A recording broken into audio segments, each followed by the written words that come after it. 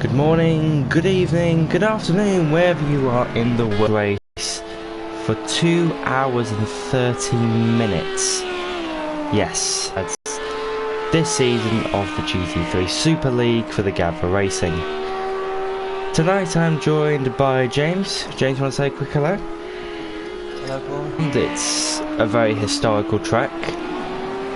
But what do you think is going to be in the region of these cars? Do you think their weight will be too heavy for the corners, these fast corners, or do you think the car will just be about right? I think the car will just be about right tonight, really. I think, personally, it will all come down probably to how much fuel and how much they can keep going tonight, because it's, as you say, it's 2.5 hours, very long race.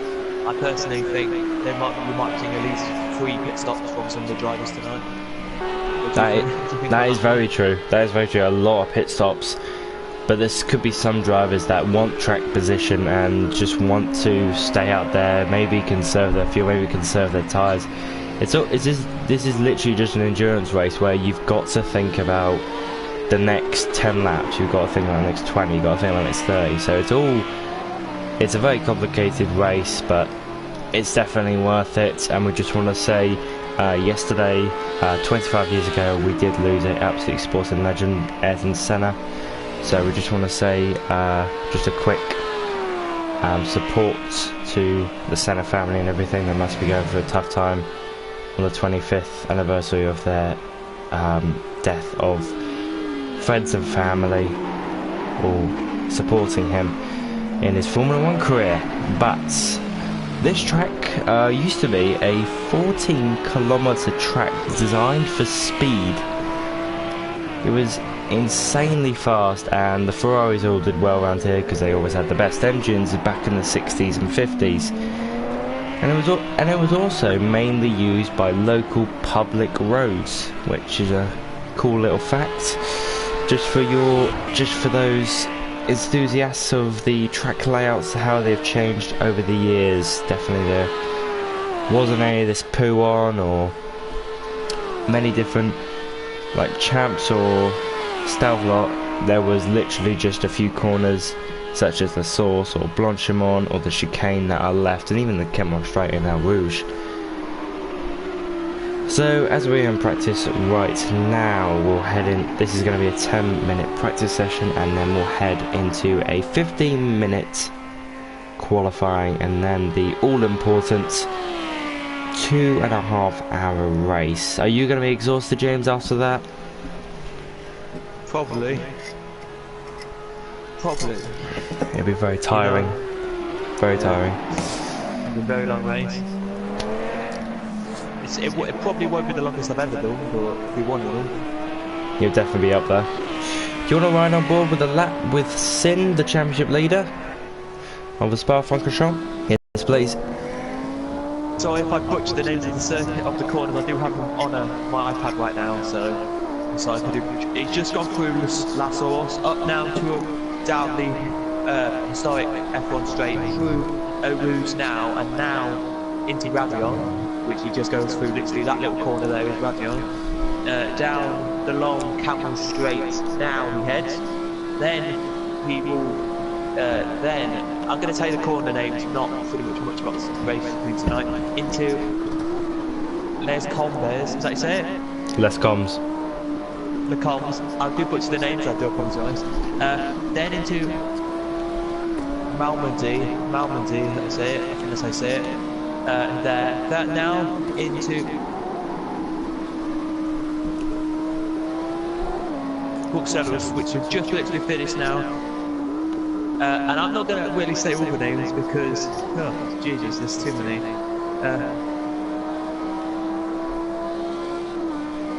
Now he is now, as he turns around this long sweeping corner, into the double gout, which I think that's how you pronounce it.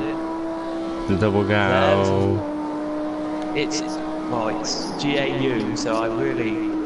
Sorry if I butcher these names, I do apologise. Las Fagnes is where he's going into now. Very, very good. And now, as he heads into campus, now he heads into that corner now. Very tricky corner. You need to get pretty much on the curb, then off the curb, then back onto the curb. Stavelot is the next corner he literally has just been into. Now into the swooping corner he comes, which is Cool Fur. I do butcher these names, I do apologise. And now into the bus stop chicane, which is called in English terms. Out of the corner now he turns, and then he heads down the start line straight and back up to the source. He will go. What lap time will this be? It puts him top at 2:20.6. That's not a bad lap, beating Kiwi. Is that Harry Buddha or is that Kiwi? I believe that is Harry Buddha, just behind by 2/10. Also, Gavra Champs just behind by 3/10 of a second. Very close, right in the starting phases here in practice. Will this carry through to qualify in the race? We will just have to wait and see. Hello to everyone in the chat, Billy and Endux. Thank you very much for saying hi. Hi back to you. We will be looking at the chat all the way through.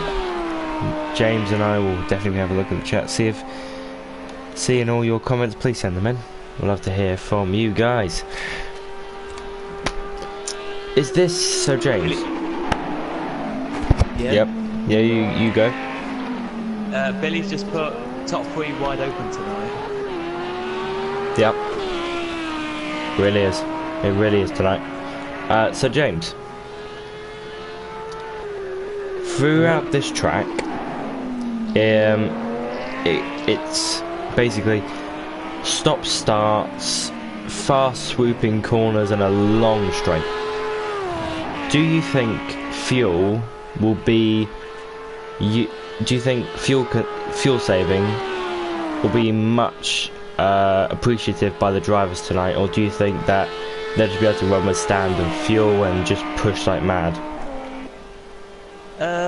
I think if you look about it, I think your lower down drivers will get quicker fuel and will push themselves to the limits for the first 30 minutes, I'll say, of the race.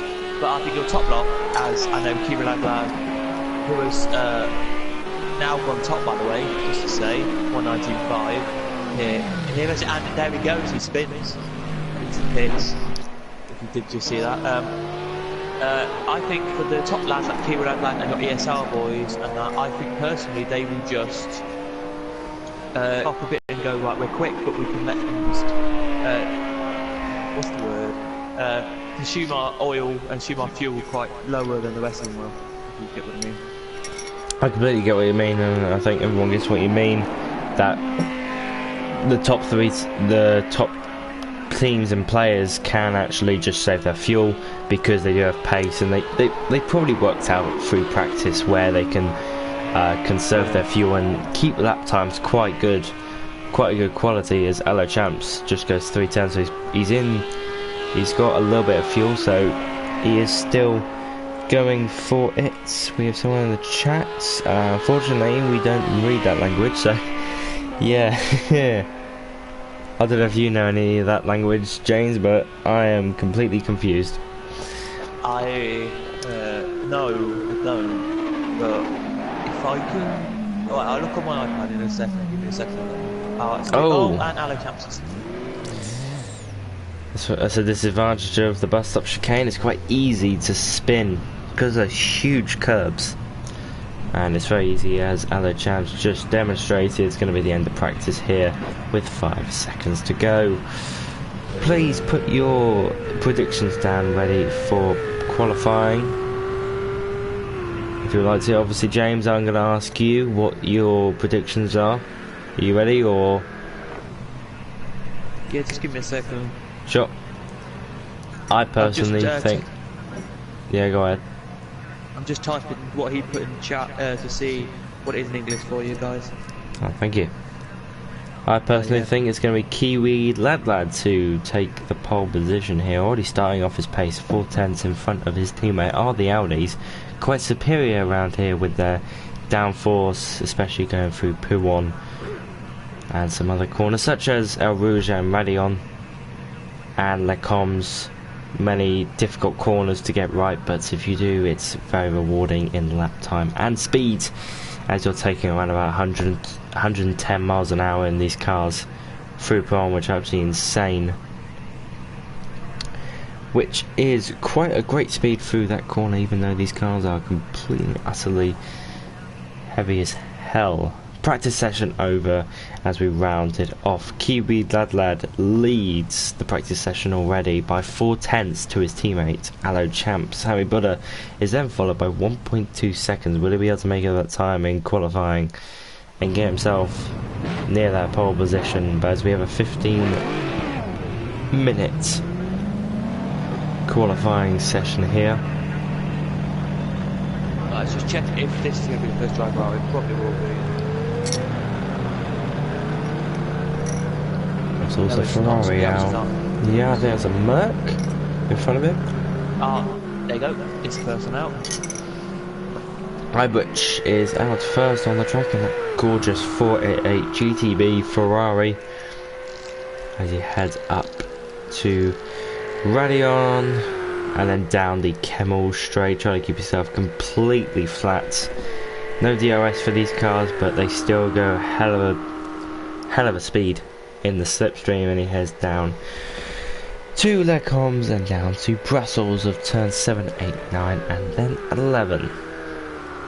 Gorgeous looking Ferrari, definitely on that diffuser in the front. But James, what is going to be your predictions for this qualifying session as we start it now?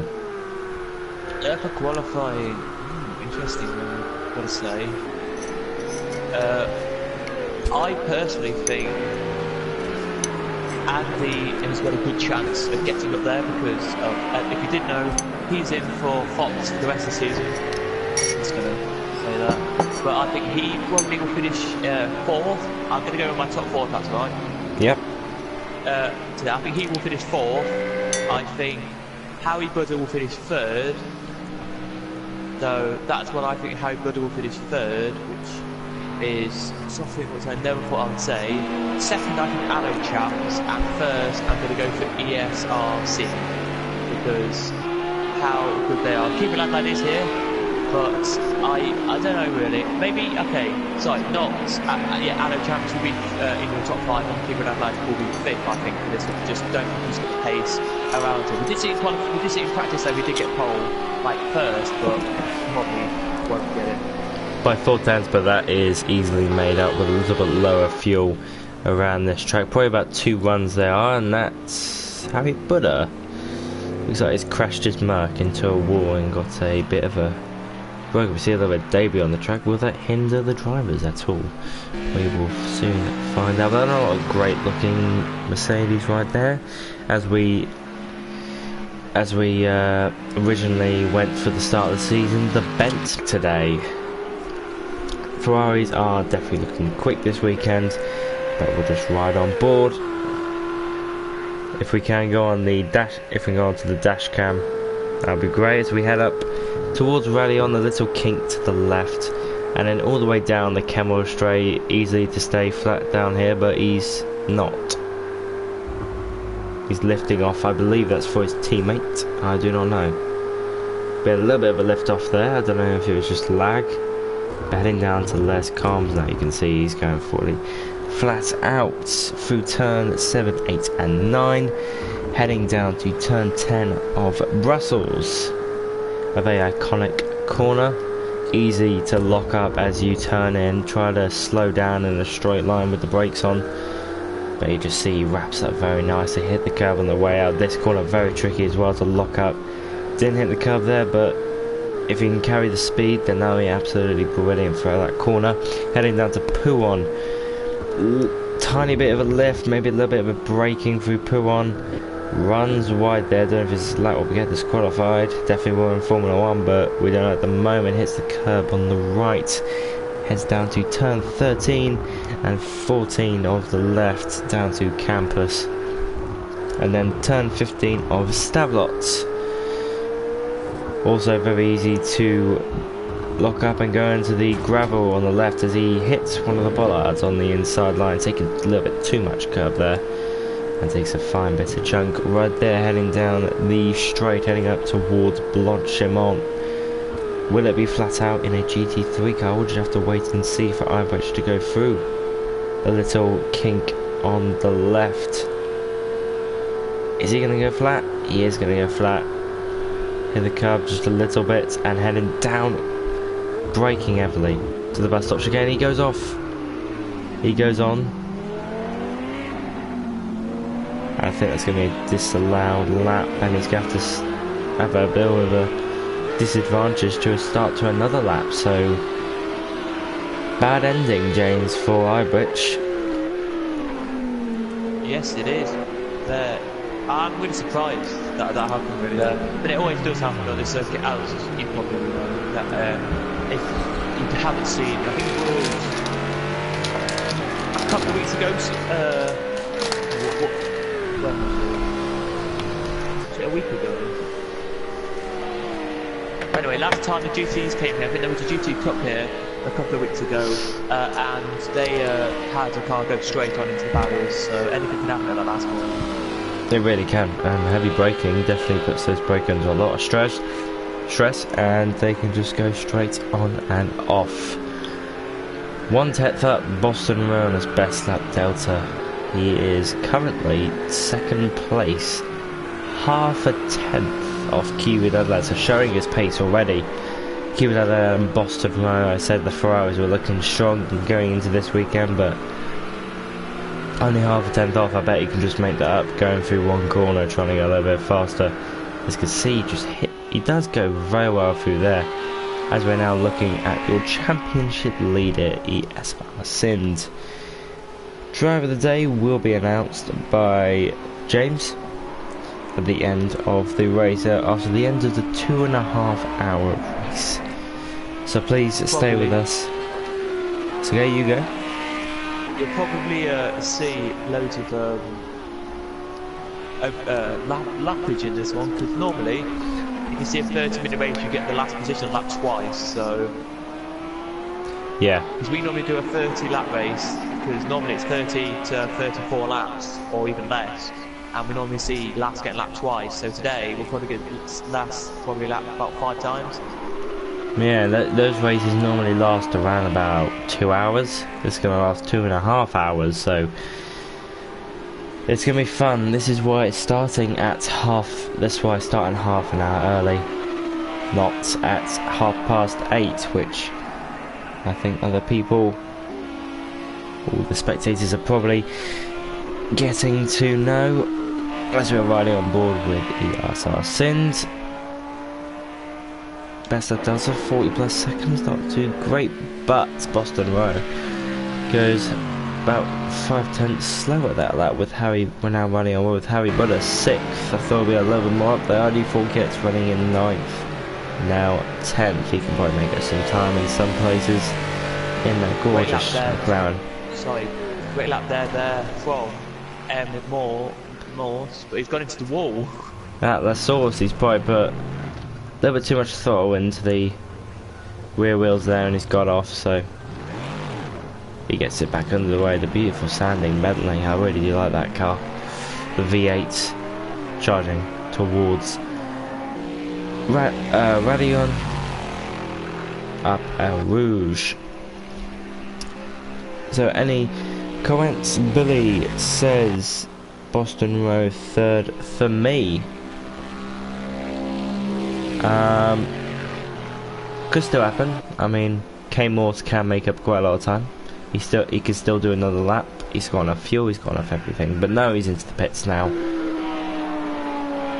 Fortunately, I believe he's got to do a quick lap to get another lap in.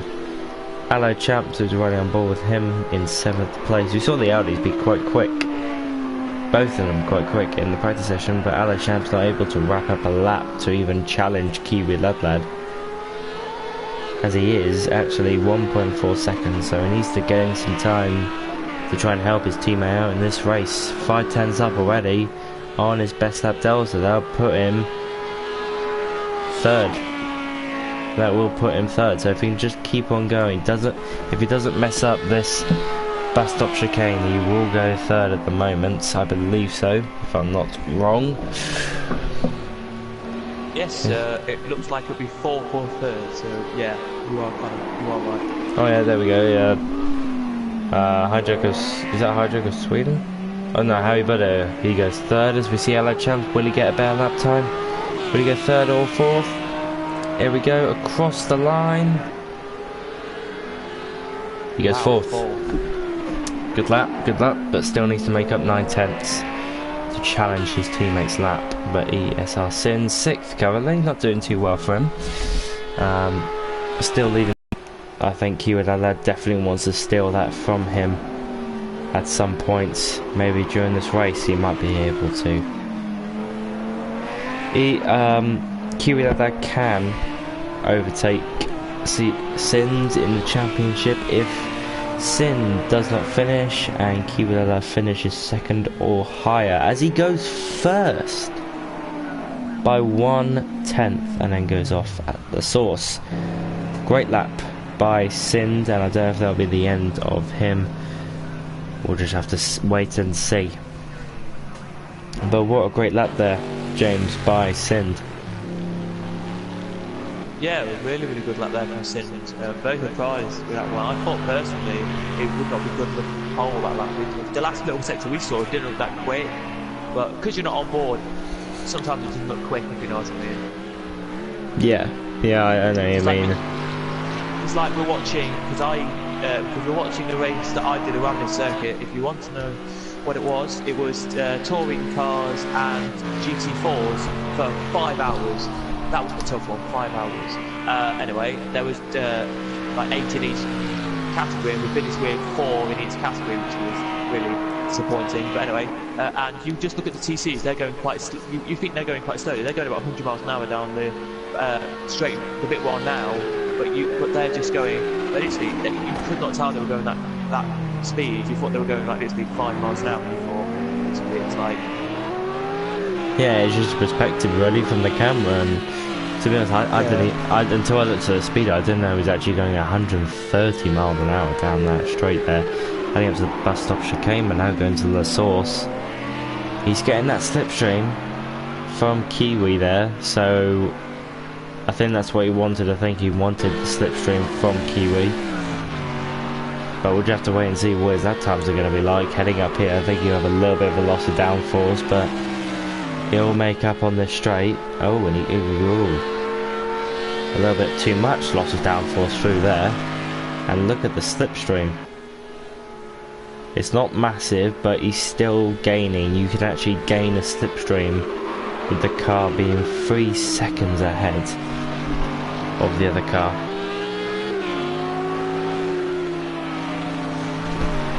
I would say maybe he loses like a 10th. Oh, when he's hit the wall.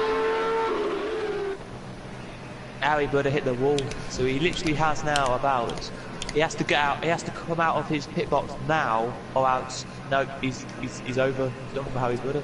Yep, unfortunately it's done for him, and now he's going to get 4th. But Andy, will he be able to nick that 4th place from Harry Butter? We'll just have to see his lap delta. He'll be able to do another lap, but we'll just have to wait and see his lap delta, as I think he's backed out, unless that's just a wrong speedo. Beautiful Lamborghini Huracan there, fucking hell, it looks beautiful. But now he's going to do another lap here, and he's going to get a great run out of the bus stop chicane, heading down to turn 1 of La Source. Will he be able to get even pole position here? Will he be able to challenge anything? Evening, Harry Butter. Harry Butter has just joined the stream. Harry, what happened there at what is it? It's comms. Yeah, what happened at less comms? I'd like to know. Let me have a look on this one.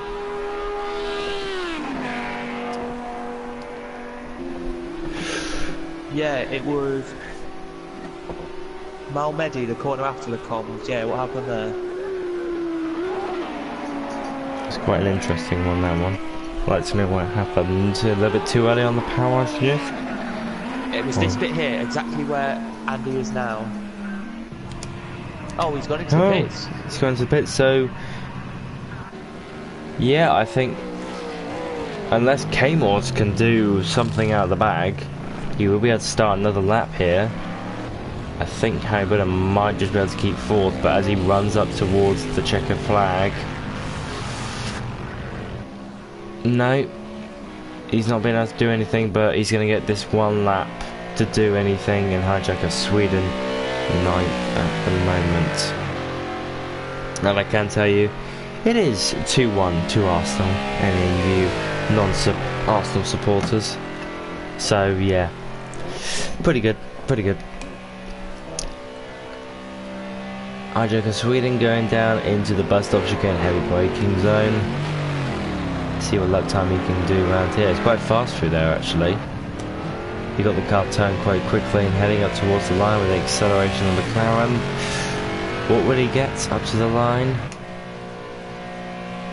Can only get 9th here in Belgium. Qualifying has been complete and drivers on their lap will be able to finish their lap. I think Ibrich is done for today as he is in a ghost car. Sind, let's just set the new fastest lap. We actually get to see a Porsche this weekend. We didn't see one in Koza last weekend. Nice to see the Porsches out again. Beautiful car. Absolutely blistering loud in real life. So I would suggest you get an earmuffs for that when you maybe listen to a Porsche GT3 car. But just say as well, you may be a Chelsea fan and they're losing 1-0 to Frankfurt at Frankfurt. So yeah. That's funny. Yeah, that's really funny. But yeah, Arsenal are still 2-1 here. Yep, still great. Still absolute greatness. I don't know how against 2-1 against Valencia and we lost against Leicester, but you know, I mean, it's just football these days, so it's a bit like Mercedes in Formula 1. Yeah, I'm sorry you've got to Ibrich's car, but he's the last car to cross the line, so we had to do it. And there we go. Qualifying session over, and ESR Sind will lead the pack of a standing start by 3/10, and then 5/10 back to Boston Row. Harry Butter unfortunately had a little bit of a spin and crashed out, but was still able to gain his 4th place and take it just 1 second behind. Closely followed by Andy, which I think he could have taken it by any shot. No cars you can see on the grid. Oh wait. Is it going to be a standing start? I don't know. We'll just have to wait and see, because... Yep, the cars are now on the grid. I can see them on the stream now, so they're on the grid. Yeah, they're... 6th was Allo Champs. 7th was K Moss. We'll go actually to your timing, just to tell you this one. 8th was Sneaker. 9th was Hijacker Sweden. 10th was I'd Forget. 11th was Pet Rib, is that you say it? I really don't know on that one. And then 12th is Rebbit, I'll call him that. And then 13th is Chicata. And then 14th Ibrich. 15th and final is Scott for you guys. So that is your order of the grid. 30 minutes gone in all of the other football games. Will probably tell you the full-time score as well in this. But yeah, I hopefully it's good tonight. Hopefully it's a good race. Hopefully it will be. Now James, as we do always, what do you think are your predictions for this race? To be honest with you, it's a 2.5 hour race. You really don't know what to expect. You know, if you guys have your predictions, leave us in the comments. A battle, I'm going to say this now, between Harry Butter, Boston Row, Kiwi Lad and ESR Sind will be your top 4 in this race, will be your battle for the lead positions. Maybe battling for the podiums as well will be Andy and Allo Champs. Hijacker Sweden and K-Moss, and that will be ready for it. But here we go then, we're about to get racing in a second. Red light's about to come on here. Over to you.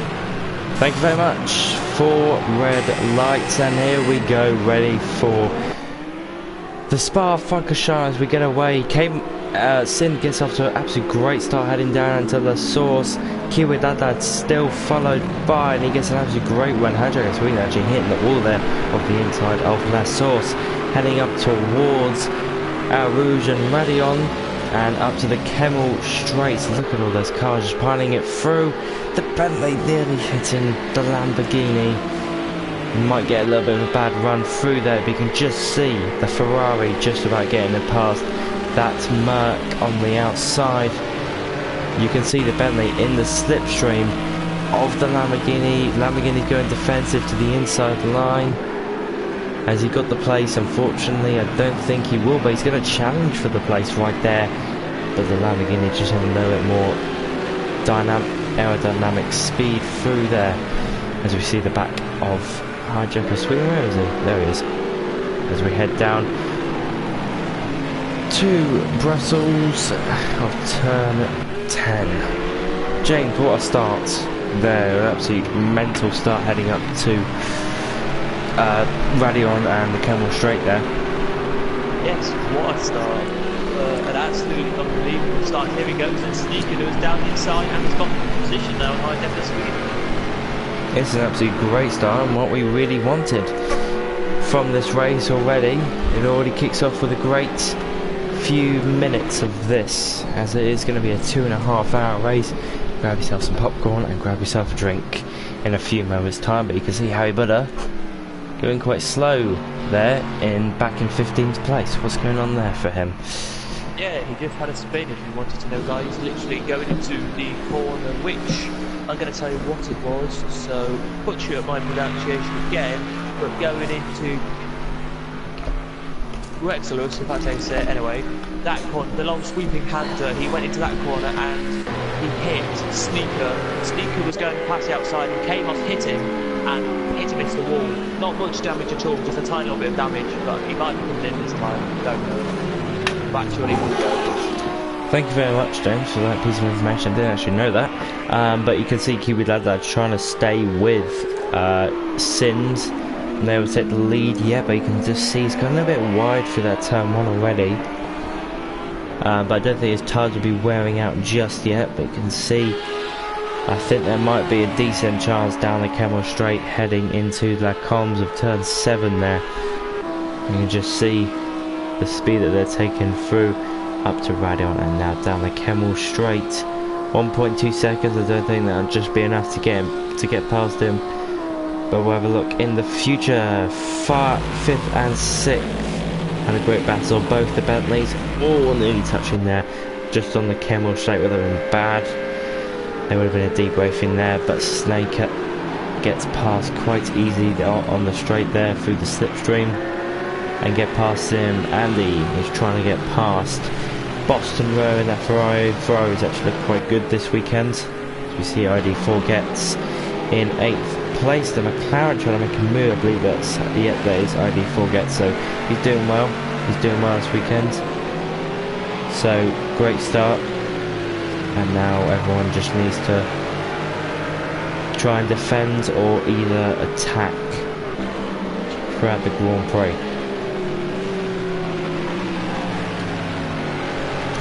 Yes, is that Boston Road had a problem? Don't actually know what's happened yet. Oh, he spun his car. He is spun. I didn't see that, so we can't tell you exactly what happened.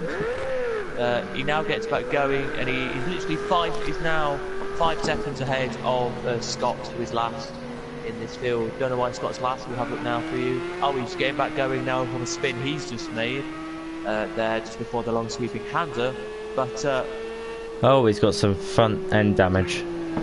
Oh god, that's going to be annoying. But no, I have no. Oh, as we look at the Anno Champs battle here, I guess over to you. Thank you. ID4 get challenging in the slipstream up to the bus stop chicane. You can see he's going to go around the outside possibly. Great braking from. I was going to say baking then, braking. As we get out the bus stop chicane. Oh, he had 6th place. We saw him go through Pillon in 8th place, so he's obviously made up 2 positions throughout, and now he's going to get plugged down to the source. Is he going to go for a late break? No, he's not. He's going to stay behind. conserve it and then maybe get a better run at this corner. You can just see it's a lot more tighter for that corner. He's going to get a better run, and you can just see in the background there's literally a train full of McLarens and Ferraris and Nissans. But look at the run he's getting through. Oh, and the McLaren, he's just lost it. Up radio and he's just lost it. I believe that was Hijacker of Sweden, but we can just see Snaker going around the outside of the beautiful Hurricane. An easy move there for him. And you could just see a cone. Oh, and he's back onto the track, the cone. Oh, and the Nissan also spins at the end of Le Coms.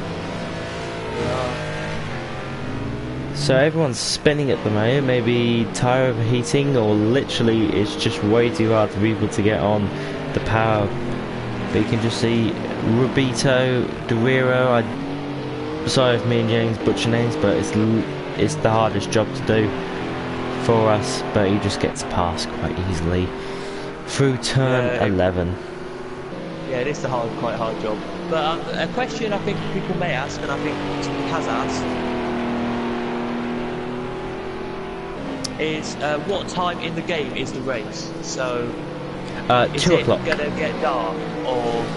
I believe it is set to a time something, I cannot remember, I did not look at the time screens, but it will be set to a plus times number, so it will get too dark. That's why we are doing a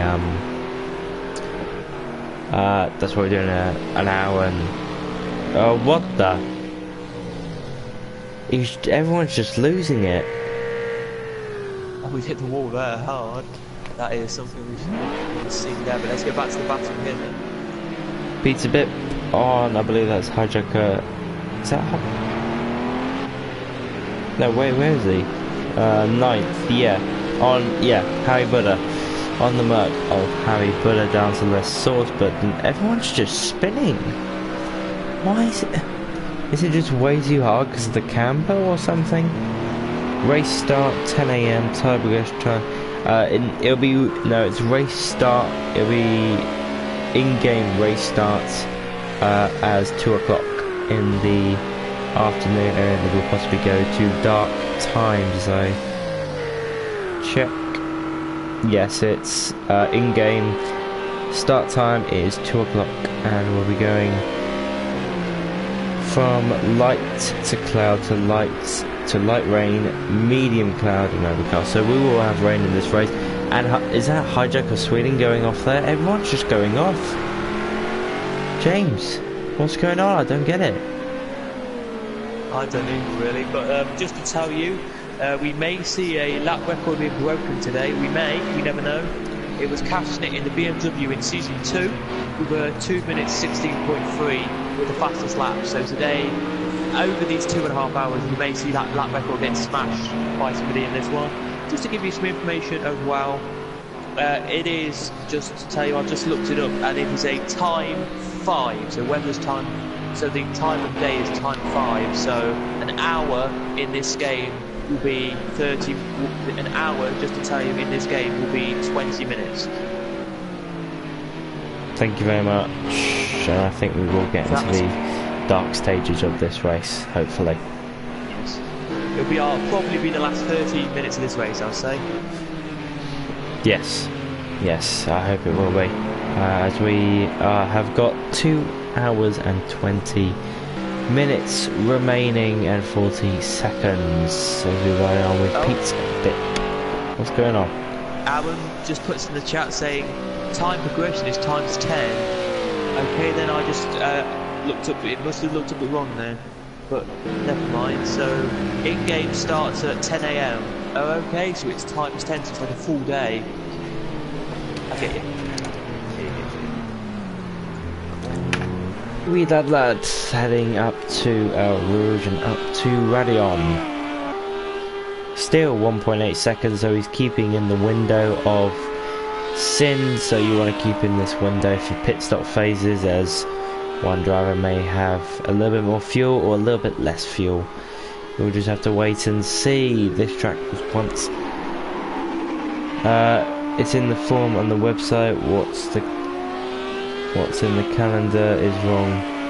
Okay, thank you, Aaron. I was looking at the calendar because it says on there the start time, so I thought it was 2 o'clock. So thank you very much, Aaron, for clearing that up.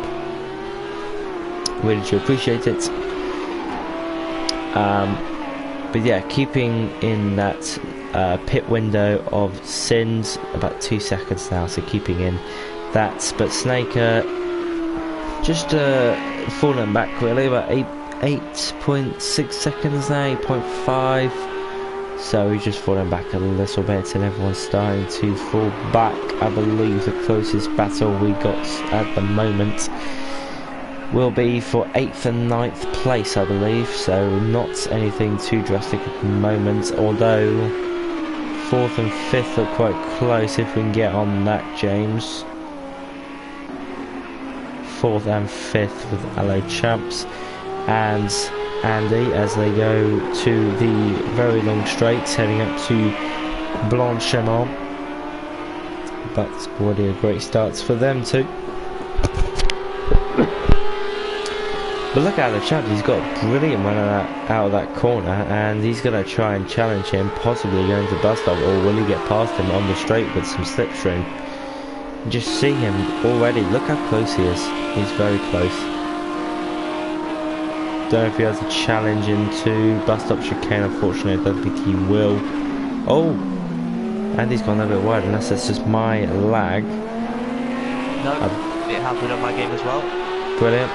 As we head down to La Source, I don't know if he has to make a move on Andy. No, I don't think he will. Although, did have a tighter line, but unfortunately not at the moment.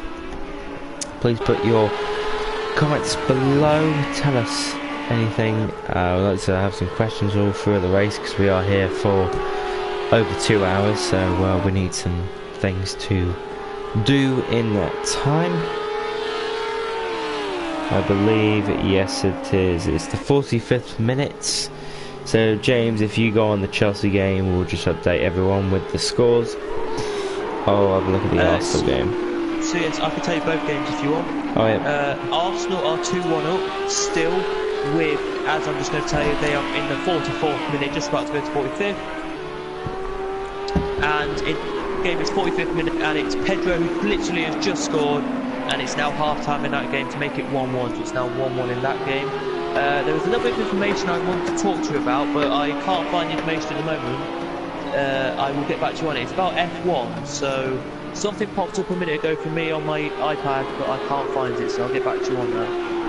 Thank you very much. I'd love to have some F1 news. Hopefully the F1 game, which I'm very excited for. I don't know if you are, but already, yes. Senna and Prost, I'm literally screaming for that game. I've already pre-ordered it on Amazon, so hopefully it'll be here in less than 2 months.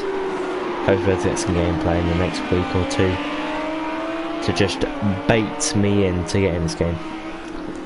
But Spa-Francorchamps right on the back of Andy.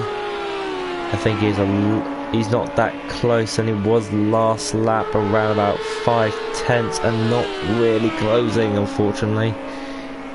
He's just Andy, no.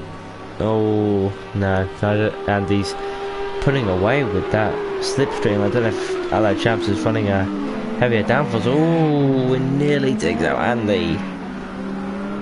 Almost takes out Andy. Andy and Kamos have 1 second penalties already. Thank you. Thank you very much, James. And Spa-Francorchamps right on the back of Andy. Then P5 and P4. Nothing really too much going on now. I think time progression will be hitting in around about 5 minutes time. We'll be able to see a little bit of a change in either weather or lightness of the sky. Hopefully, I would love to see I think what might be happening is that in the night stages there will be rain, which I think me and James, I'm definitely looking forward to it. If James, you are looking forward to night rain at Spa, that's going to be a hell of a fun. Yeah, I'm very happy with that. Oh, here we go then. I have the tweet. I have the tweet on Twitter which I found, but give it a second here. I know it's a YouTube video, but I'm going to tell you about it. Some speculations have come out from YouTubers who are F1 driving people who talk about F1 a lot. Yeah. But let me just give you a second, and let me just listen to this. So I'll be back with you in a second on that one. But here we go, Spa-Francorchamps. Spa-Francorchamps right on the side of him, and that's quite close there. Almost getting past him on the straight, but I think Andy is running a little bit lower downforce there. But you can just see on the back of him again, same amount of gap there. I don't know if you'll be able to catch him down this straight at the moment. Go ahead, James. In the Netherlands, you know the circuit Zandvoort, whatever you call it? Yep. Has it been confirmed? Well, let me explain. If you don't know about that circuit, it's a circuit where DTM go and loads of championships go. In 2020, they've signed a contract already saying that F1 are going there, and it may replace Spain. Oh. So there may no Spanish Grand Prix, and it may be Netherlands Grand Prix instead. Oh. I don't know about that, James. What do you think about that? Are you gonna miss Spain or? Totally honest with you, I don't watch the Spanish Grand Prix. Oh, okay, that's fun then. It's fun then. I don't really watch. I like F1 racing, don't get me wrong, but I try and watch as many F1 races as I can. But like, I don't normally watch many F1 races anyway, so. But I think it will be a challenge because they go pre-season testing at Spain. Will they have to change their pre-season testing, or will they stay at Spain? Because as you can see, a slow car there off, and that is Ruben in the 14th. There, we've lost the car by the way in this race. We will start with 15, we're down to 14 already. So something somewhere happened. Don't know what. But yeah, no, I'm not that disappointed really. But it will be a loss for Spain because they've had that track since 2006. So. Yeah, that will be a big loss. Quite a shock, really. But I'm gonna miss it's nice to see that circuit back. I wonder what's going to be the brand new testing circuit for Formula 1, because that's normally been the testing circuit for Formula 1. So I wonder what it's going to be. Yeah, because they're in agreement. Because I just watched it and it just said they're in agreement as somebody's disconnected. So Ruben is disconnected as well. We've lost some drivers. No, I don't want to leave the session, but I can't tell you who we've lost. Scott, we've lost Scott. We've lost Scott and Ruben, so we've lost a Porsche and a Nissan in this race. And we've... Oh, it's gone wide. Over to you. He has gone wide and he's right on the back of Andy now. Look at him, right on the back there. As he heads down into the bus stop chicane, and Andy goes way off, and Spa-Francorchamps going to gain so much time. Who can brake later and get the better position?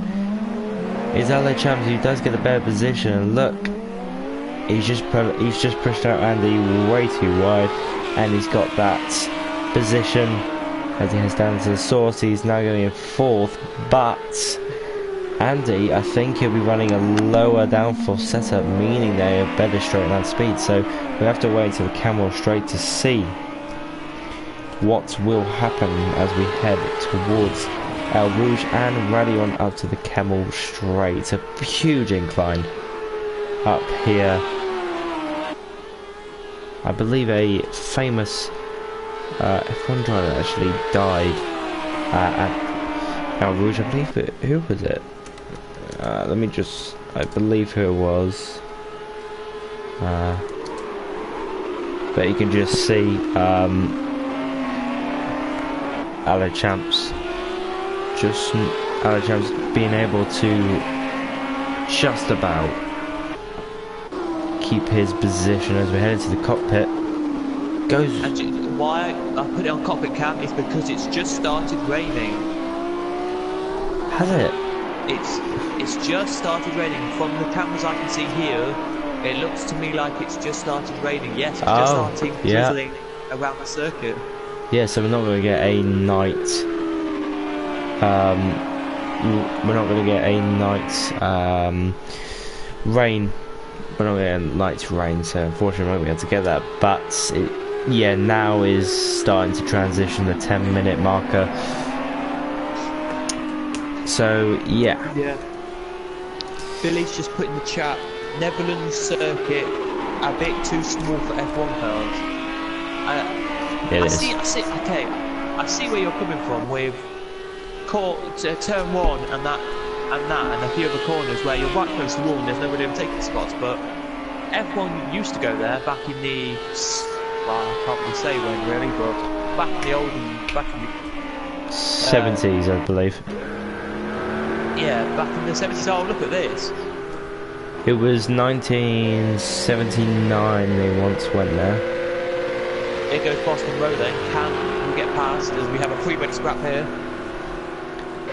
You just see Boston Road getting that nearly takes it out the Ferrari, but both Ferraris doing well in qualifying, but you can just see on the front of that Ferrari he's had a bit of damage, so has he gone off somewhere?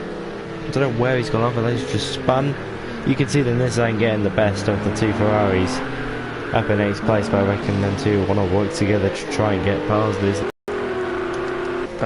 If I just go and have a look real quickly. He's done it. Boston Road has got through, so everybody who thought Boston Road wouldn't, he's got through, but here goes the Nissan to try and get back on him. Will the Nissan get back through? I hardly doubt it. We maybe see the Nissan get back through as we go around on the Rouge and Radio on site, and then down the Camel Straight. Here he goes then. Oh, he's gone a bit too wide there, and he's let Boston Road away. This plays in the hands here of Ibwich. He will. You can just see it chucking it down now.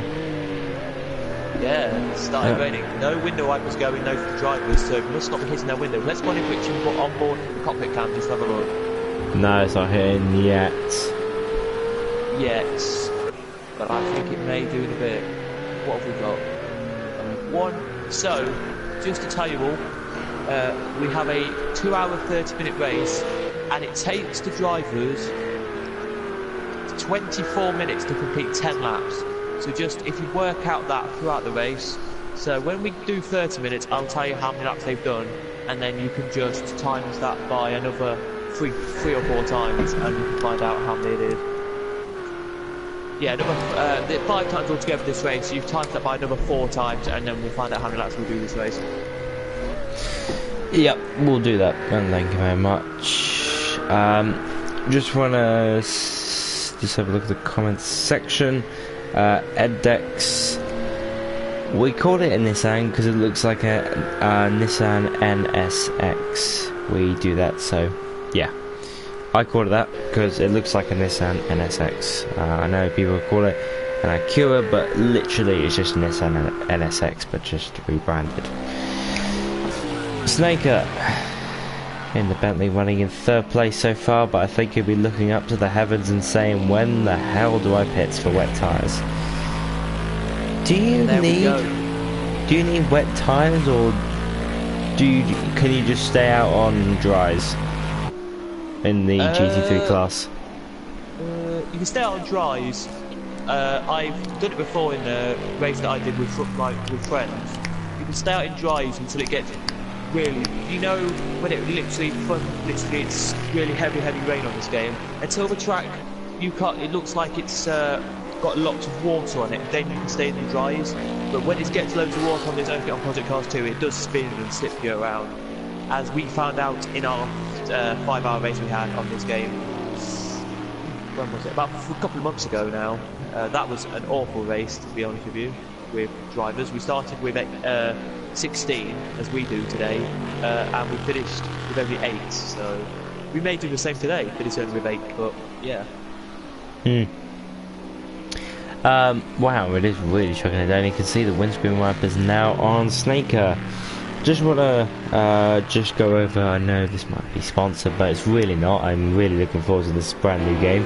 F1 2019, as you know, a few days ago, they released they did a press release of the brand new Legends Edition, which will be the Alain Prost and Ayrton Senna rivalry back in 1990.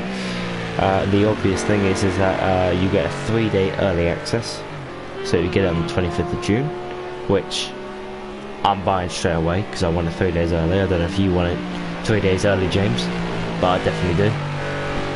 Yeah, I don't know, I may not get it 3 days early, but no, it's good. The other thing with that Legends Edition as well, if you didn't know, you get an Alain Prost and Senna custom livery for online lobbies. It's crazy. I like how they've done that. But and then I think there you go.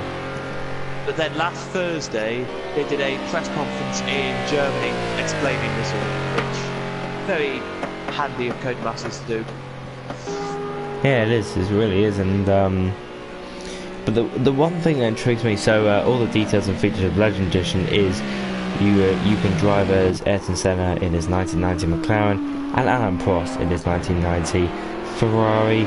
You can also face off as either Senna or Prost over 8 race challenges, so that will be in a different game mode, not just as your career mode or anything. That'll be a separate thing, which I like. It's quite good. Senna and Prost, as James said, Senna and Prost themed multiplayer car livery. So I think, even though I hate Alain Prost to my guts, I think he still has a better livery than Senna, and I do like how their initials are on the car. But I don't know why, but I just like that colour scheme of white, blue and red. And I like Senna's livery with the yellow and green. It's really nice. But yeah, I totally agree with you on that one. Delivery. I'll let you keep speaking. It's okay. It's absolutely fine. It's okay. The one thing that really intrigues me now, I really like this. Senna and Prost driver likeliness added into career mode. Oh. Now in my head, I'm thinking, okay, they're going to be added into my career mode. I'm thinking, okay, I'm going to start off in Formula 2. I'm going to make my way up to Formula 1, and then Senna is going to be driving one of the cars, and then I'll be able to beat him, and then I'll be able to be like, I beat Ayrton Senna. So I'm quite excited for that alone. So. Oh, Kiwi's into the pits, so they do need tyre changes. If you wanted to know, Kiwi's come in and he's getting his tyres and fuel. Let me just tell you that. Well, a bit too late now we are for this, as I put the splits on for you, and just tell you that Kiwi is now putting more fuel in, and we'll get thingy. By the way, as well, you do get more fuel for this 2 hours if you wanted to know. To be honest with you, if you didn't know how much fuel they would get, they allowed 80 litres of fuel this race, so they allowed 85 litres. So thank you very much. Kiwilala, I wonder if he'll be faster, but I think he actually changed his tyres. Did he change his tyres? Yeah, he did. We brand it Honda, not Nissan. Yeah, okay. So the Azul cars, I think that's what they're called. Acura, we'll call them Hondas if that's alright with you.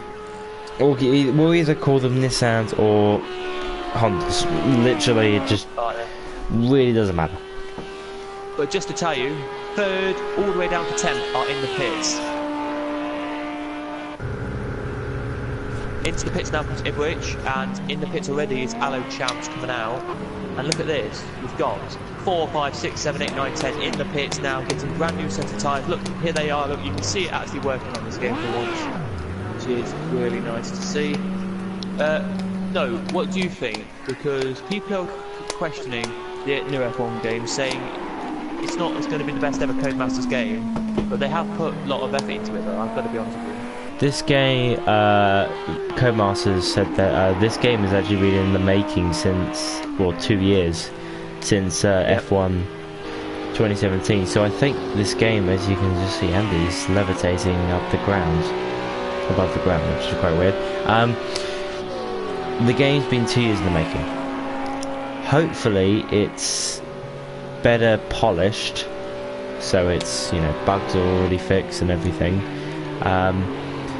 The Ferrari better have the right sponsors, because that just, I don't know why, but that always just irritates me when a car doesn't have the right sponsors. But why the hell is Andy levitating?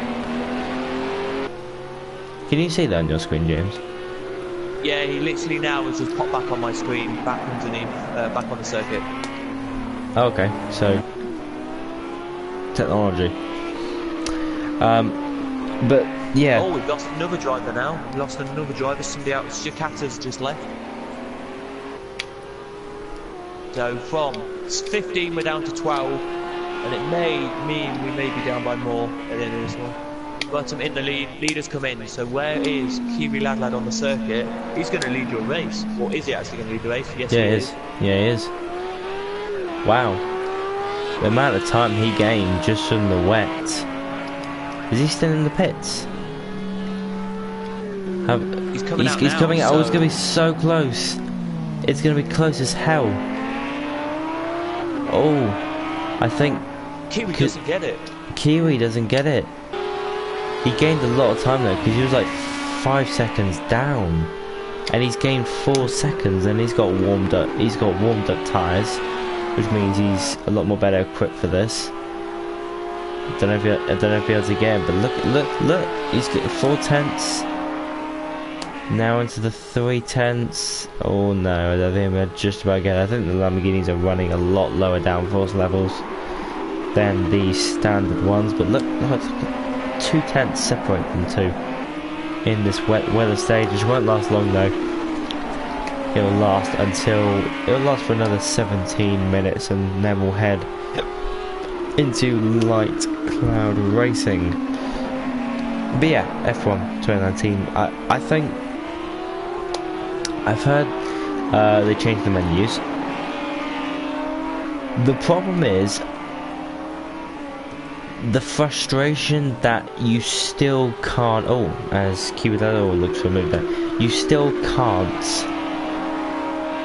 customize liveries. I don't mean as a brand new team, I just mean as general. Like if I want to update the Ferrari like this, let me just change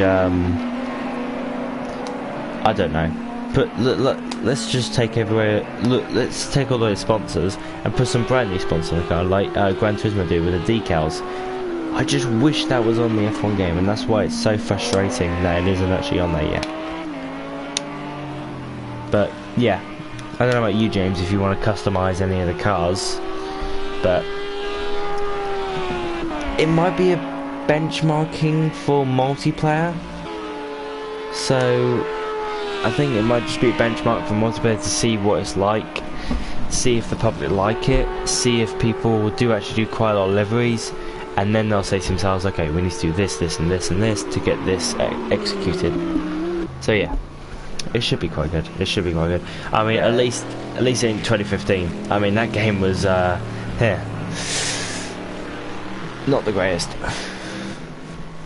No, I personally agree with you on that one, but there is something else they've announced. There's going to be no split screen. They're still not having split screen on the game. They've pretty much said, Codemasters have said themselves, split screen is not good for the game. It's not a good addition to the game. They're not going to put split screen in. They may put split screen in maybe later on in the years, like 2017, 28, maybe 2020, 2030, but not yet split screen. There's Harry Buddha goes past Snaker here, who's going very slowly, just because it's raining. I think he's going slow.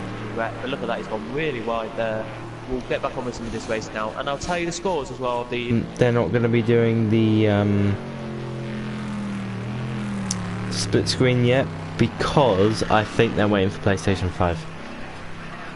I think they've actually found out that PlayStation 4 cannot handle 2 separate cars at the same time. I think they found that out and just said that, okay, we can't do this, but we're gonna make it look like that we don't care about split screening or anything. So yeah. I don't know. I have no idea on that one, but they literally, I just gone on Codemaster's chat where you can put your comments in. Somebody said, "Oh, we have a split screen," and Codemaster's put no chance, not on any F1 game until pretty much like 2022 or something.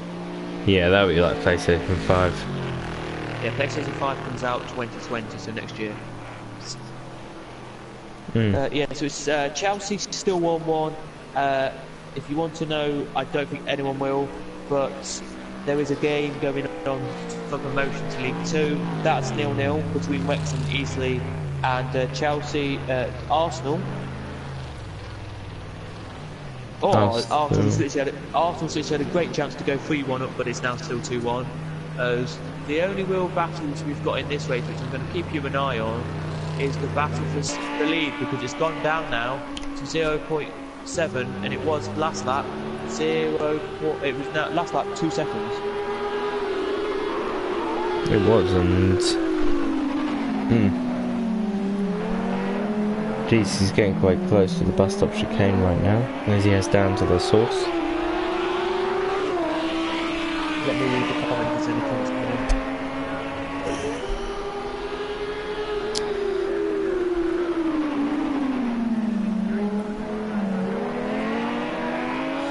So, James, as the first 40 minutes is up, I can't believe we're actually 40 minutes in so far. Oh, sorry, just to tell you as well, guys, I forgot to mention it, but we managed to do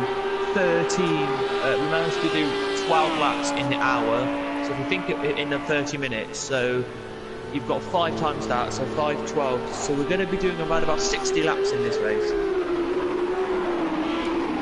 Double. Well, not 60, what am I saying? Not 60, but let me just think about that actually.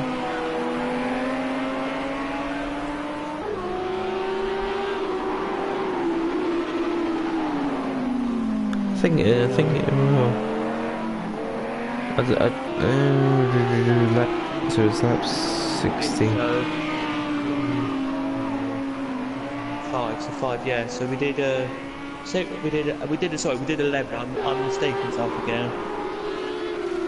Yeah, we'll do 55 laps this race. Still quite a lot. But it's and we're now on lap 60. It's nearly double.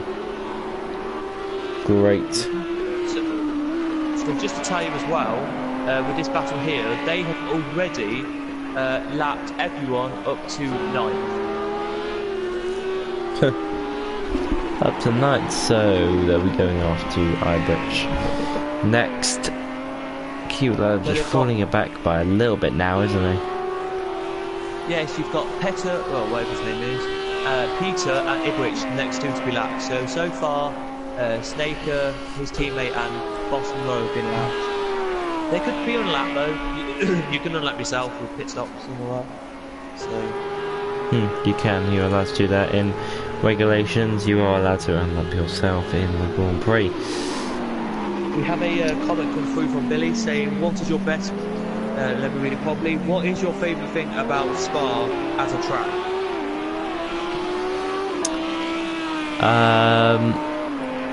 That's quite a difficult one because there's many, but it's always turn one, because it's a bit like last year with what was it, Charles Leclerc, Fernando Alonso, and Hulkenberg. They all just charge into turn one because it's a slow 90-degree corner.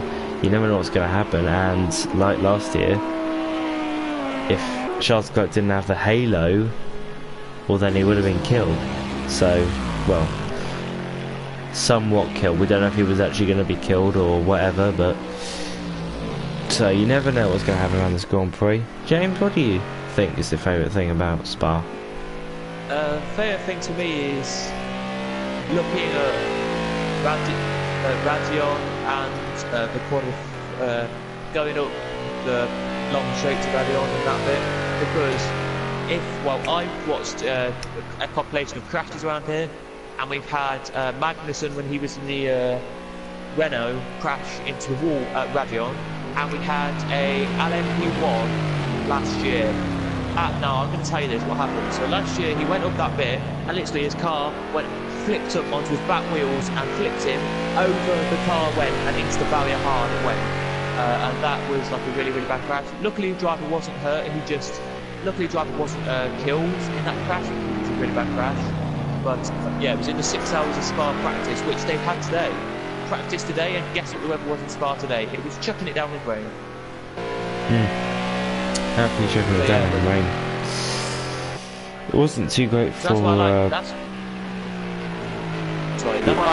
that's why I like this bit. It was into the wall, just here, there, just opposite us there, where the two cars went. That's where Magnussen went and that LMP car went, and that is why I like that. That's why I like that corner, because you can always see side-by-side action and always get good action on that bit. Yes, there's always good action heading up, you know, Radion and El Rouge, so it's always difficult, especially because apparently F1 drivers, when they're in the cockpit, or even LMP2 and GTE drivers, they have to look at a specific tree and aim for that tree at a point.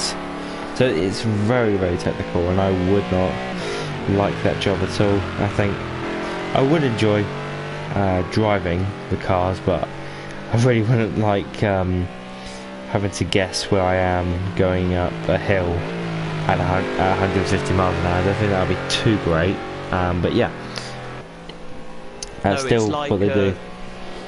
No, you speak. No, you go, I've finished. You go, mate. No, it's like any formula really, because you've got Formula you've got the European formulas and your British formulas you come in, and you always have to look for that exact bit of track. It's like very crazy, I've got to say, because you never know what to expect around here. Even though every year F1 races do produce a great race, and as well we had Azerbaijan race just gone, which was great as well. I'm just having a look while this is going on. I'm just having a look at the F1 2019 details, features and details of just the standard game. I'm just having a look here, and it says multiplayer. New league functionality allows players to create their own tournaments, complete in weekly challenges, and customize an F1 regulation car. So, if I get that right, F1 leagues are now going to be supported, which is great. I would like to talk to Gavra about starting an F1 league. We've got that. I thought it was just a classic league. Yeah, we've got a classic league F1, but no, basically, I'll explain what that game really means. Is there's if you make an F1 league, they're gonna like help the league out by some stuff. It's gonna be really good. Well, oh yeah, no. It's buzzing. I'm in 4 different chats right now, talking to people about F1 racing at the weekend. So yeah. At the weekend, so I've got 2 F1 leagues to do the weekend, so but I'll do them both. Yeah, one of them is crazy. I'm honest with you, one's crazy. Yeah, it will be. Don't know if I'm able to get. I don't know if I want to get back into racing, but I'm gonna have a look. I'm gonna talk to Gavra or someone. I might get back into racing again, because just trying to get my focus back. And yeah, do you think you don't want to be commentator anymore on it, like stuff, or? I know. I still do GT3. I'm just saying that I should, you know, be commentator and racer, because I do enjoy my racing, I do enjoy my commentating, so I should probably do both, because I believe the Formula 1 will be on a Tuesday. Wow, yes, it is on a Tuesday night, as you've just seen there, he didn't just look, Sneaker has got past Petterby, if that's how I pronounce his name there, but they're nearly going side by side. There they were. Here, Sneaker is keeping in behind him. I don't think we've seen the fastest lap of the race, but over 2 minutes of the battle. Thank you very much. As we saw, Peter, he got past right on the straight quite easily. A better run through there, but you can just see Peter just falling back by a little bit behind the Bentley. Maybe, we do not know, but maybe one of them might be running a little bit more downforce than the other. But we'll just have to guess now, and we'll ask questions later. But you can just see that Bentley is now pulling away. Have we got any close fights going on at the moment, James, or is nothing really? That is your closest fight at the moment. Well, actually, there was a close fight a second ago. It's now fizzled out. That was Kiri Ladlad and the leader. They were 0.6 behind on the top there, but now it's gone way, way back down to 2.1 seconds. So nothing really too drastic at the moment. I'm hoping that we can actually see it stop raining and get fast laps in, and hopefully see people close the gaps and try and do well. But yeah, I really don't know. It's been like it's like my race. It's like the 5 hours I keep coming back to, but it's like that. They always, it's mental. It was really. It was like this. It rained a bit, and then the gap just spread open, and then it got no rain. Everyone came into the pits, and then literally we had like 6 cars all back into one bit of road. It's like, that's what you like to see from pit stops. Yeah,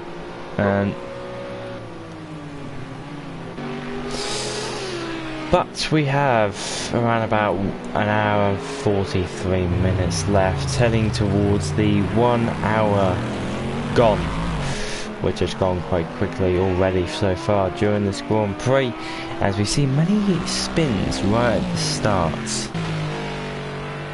So, quite surprising actually. I do not know. Yep. And one thing to say, your stream is still working. Yep, that's always a positive. That's definitely always a positive. As we know, last time out didn't really work too well, so yeah, didn't really go too well. But yeah, I just need to do something real quickly. So, James, if you want to talk for a minute, I just need to do something real quickly. Right. I think you can hear me, but anyway, it looks like this is weird, right? Okay. It says here, K-Moss is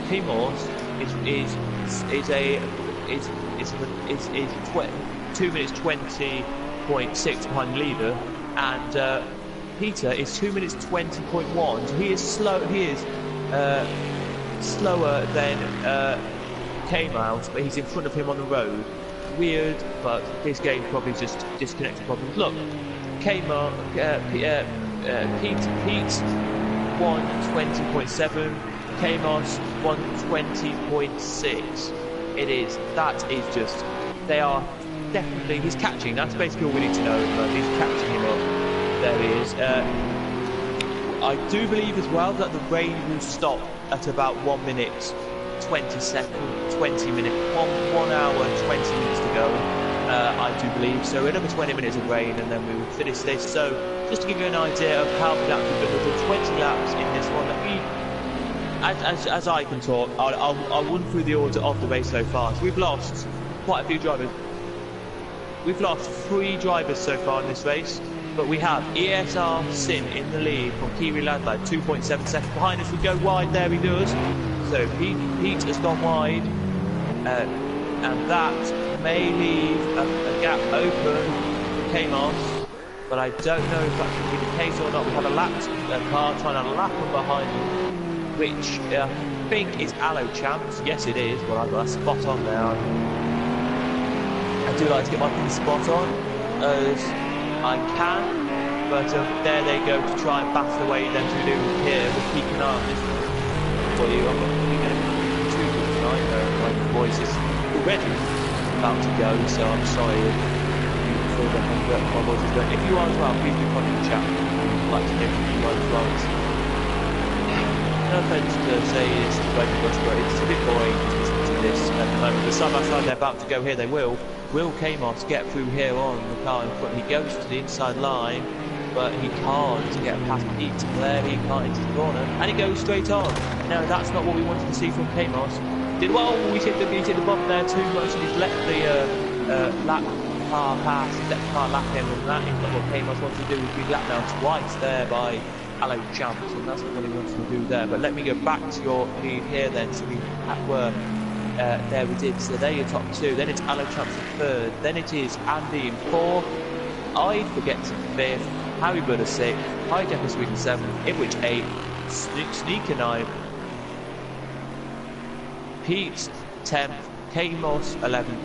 And Bottomlow 12th. Bottomlow, by the way, is really... He's got 10 seconds left of penalty, so I think he will finish last.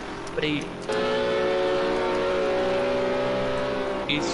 34 seconds behind Kamos on the road. What 34 seconds, by the way, means is he's now heading into corner 5, so heading into the corner just after the little straight after the chicane. So he is something wrong with that car, probably there. It is. But just to tell you, we've got another 38 minutes to go. We do. So another 38 minutes until I think we'll get, well, another 18 minutes till I think it's going to be dry. But it looks like it's drying up already. But as well, just to tell you, we have 8 minutes before we have an hour gone. And I know you're listening. It's been an hour regularly.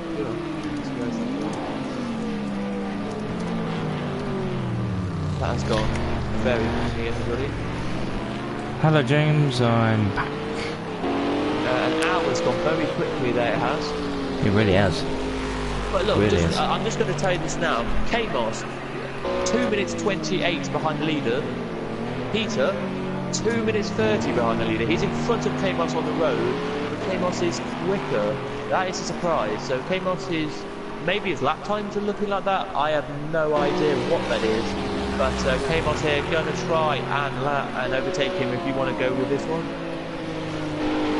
Yeah, I'll go with this one for Kamos. He's got a little bit of damage there, but not really.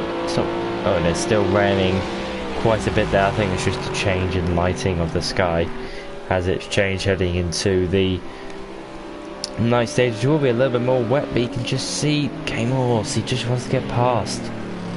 Just see him. But let me past. Let me pass this Cura. Okay, I got it right this time, so don't blame me now, okay?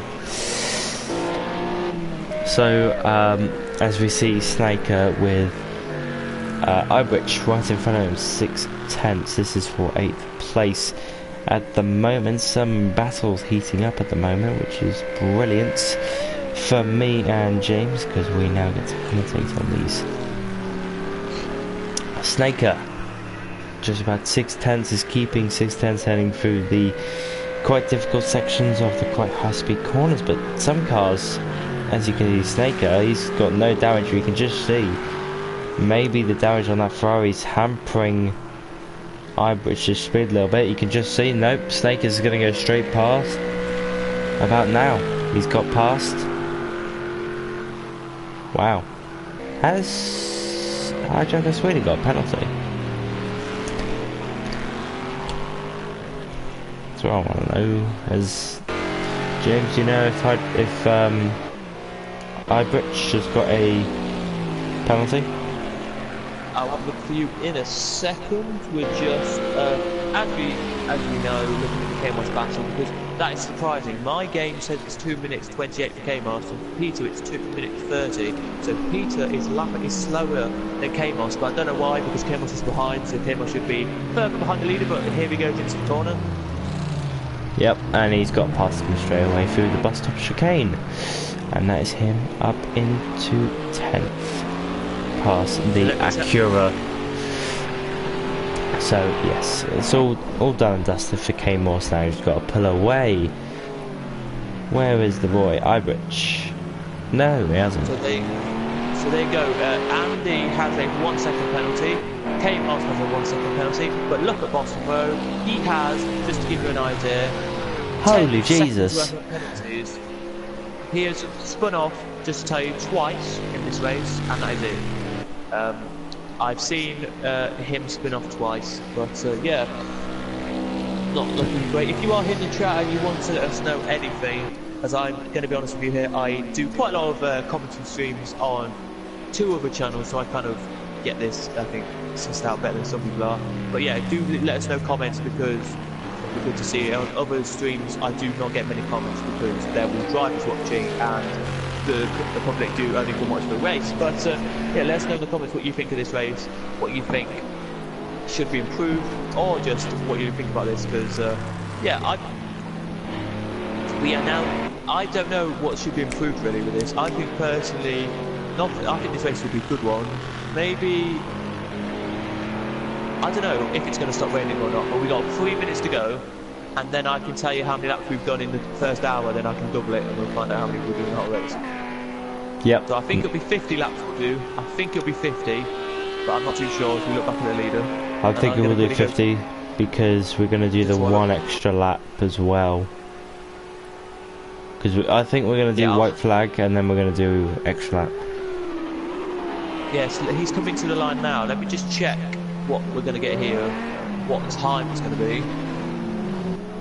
Yeah, so he's coming to the line now, and we're going to get 1.5 laps done before the hour's done. So I'm going to quickly go and just get another drink, and then I'll be back. Thank you, James.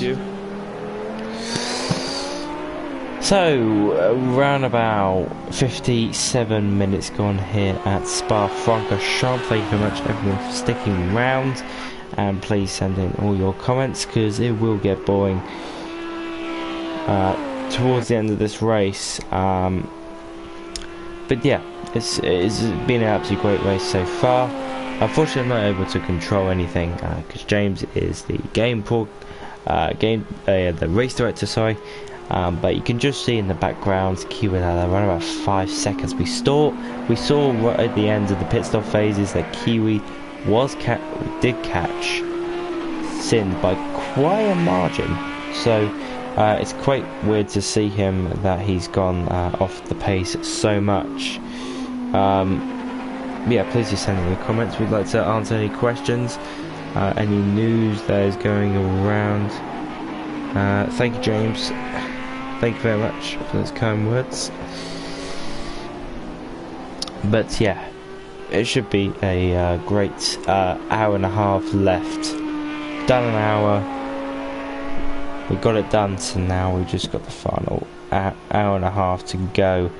About 15 minutes away from halfway done. So thank you very much for people to stick around.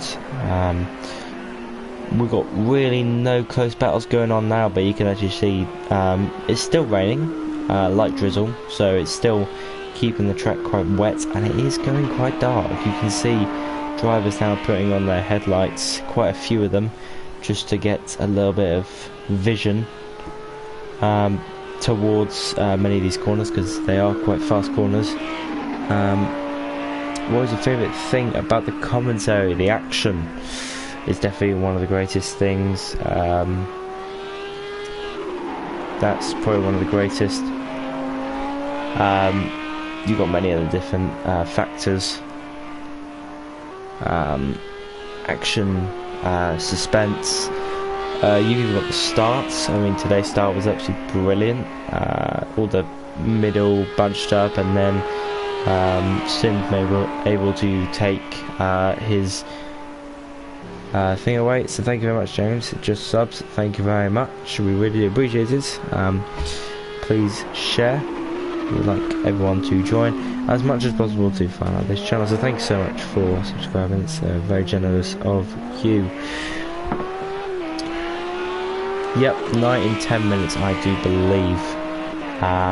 But yeah, it's an absolutely great race, and James would even tell you that it's an absolutely great race as well. Because it's just absolutely brilliant to see. Also, when you see these cars in real life, they're so loud and they're absolutely brilliant to watch. And even what we can do today with virtual technology, we can simulate a race we can put drivers into a race and we can just watch it go round and round and round whenever we want. We can practice around any track that we want. If you've got maybe a sim rig or whatever you got, maybe like a controller, you can still go around in your favourite car, around your favourite track, and do this, that, and this. It's been 19 minutes now until we started the stream, and now we've just hit the 1 hour mark, so 1 hour gone, guys. I think if I'll be back in 2 minutes. Thank you very much, Cabwell. But yeah, I think it'll be ending quite shortly. If it was the normal 30 lap race, I do believe, I think it'll be ending like next 10-20 minutes. But no, we've got another hour to go. Another hour and 20 minutes. The score updates, we've got 2 Arsenal, sorry. I believe the Chelsea game is staying at the moment. Let me just go have a look. Please leave any comments about the brand new F1 game, because that is one of the big topics that we have been talking about throughout the stream, and it would be absolutely brilliant. The Chelsea Frankfurt game is 1-1 at the moment. Jovic with the first goal in the 23rd minute, and Pedro in the 45th to level it up. Oh, a lot of talking already this Grand Prix, because there's been a lot of action. Definitely a lot of action. But yeah, been an absolutely brilliant race. I've been enjoying it. I hope you guys have been enjoying it as well. Oh, right. James should be back in a moment time. I'll just go on a little bit of a lap on board with Hello Champs here. Hi, just sub, and who are you? Well, I'm one of the commentators for Gavra Racing. That's all you need to know, mate. There was also a second commentator for the Gavra Racing. But yeah, that's all you need to know with me and him. Oh, still got quite a bit of time left, so yeah, everyone please just send in all your feedback and everything.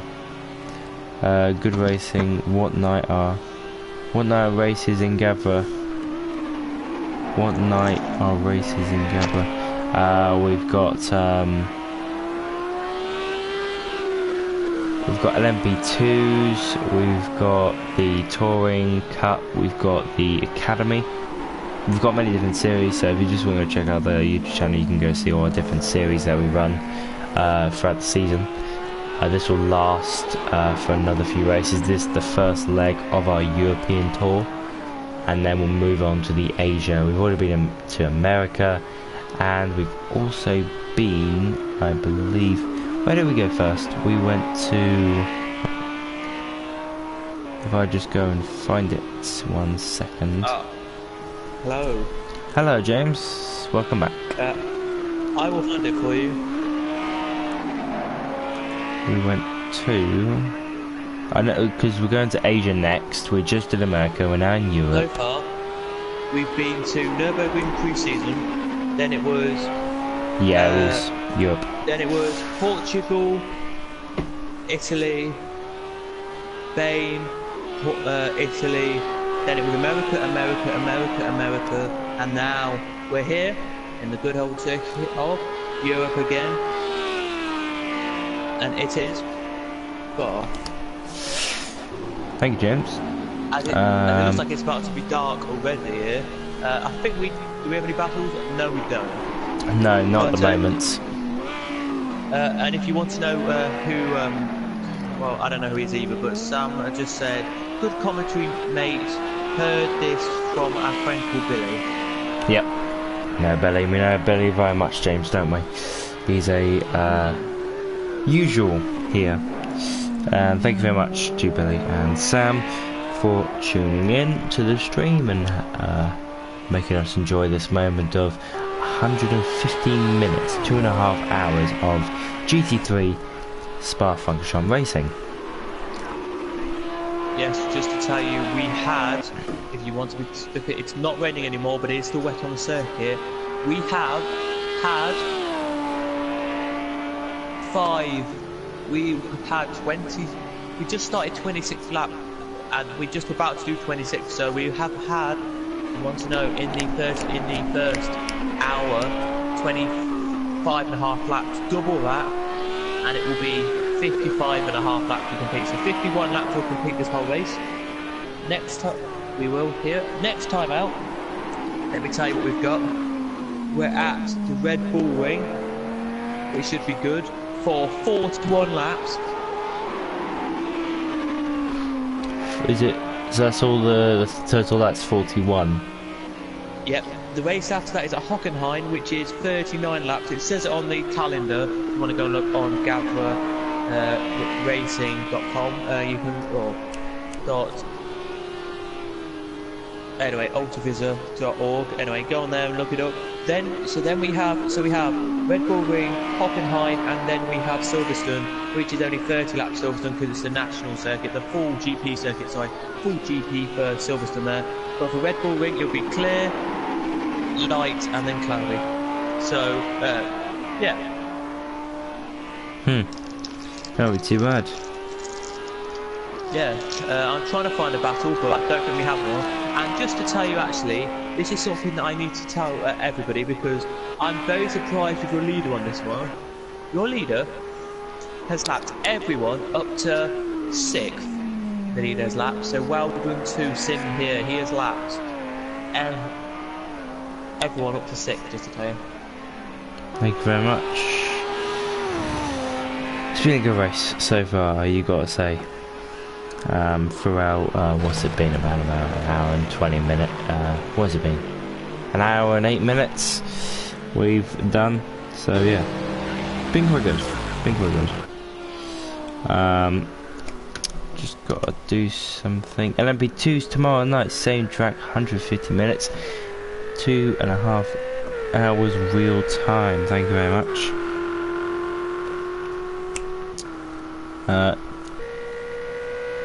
To Aaron to share that in the chat, thank you very much. Gotta just try and find something out real quickly. 1 second. So yeah. Over to you. Okay. So it's in real time. But it'll be 24 hours in the game tomorrow night. Fair enough. There is a battle going on, but I can't see it. There's 2 cars right next to each other who are on the same lap, but I just can't on my side. Oh, there it is. Here it is. We have a battle here for Snaker and Hijacker Sweden for you.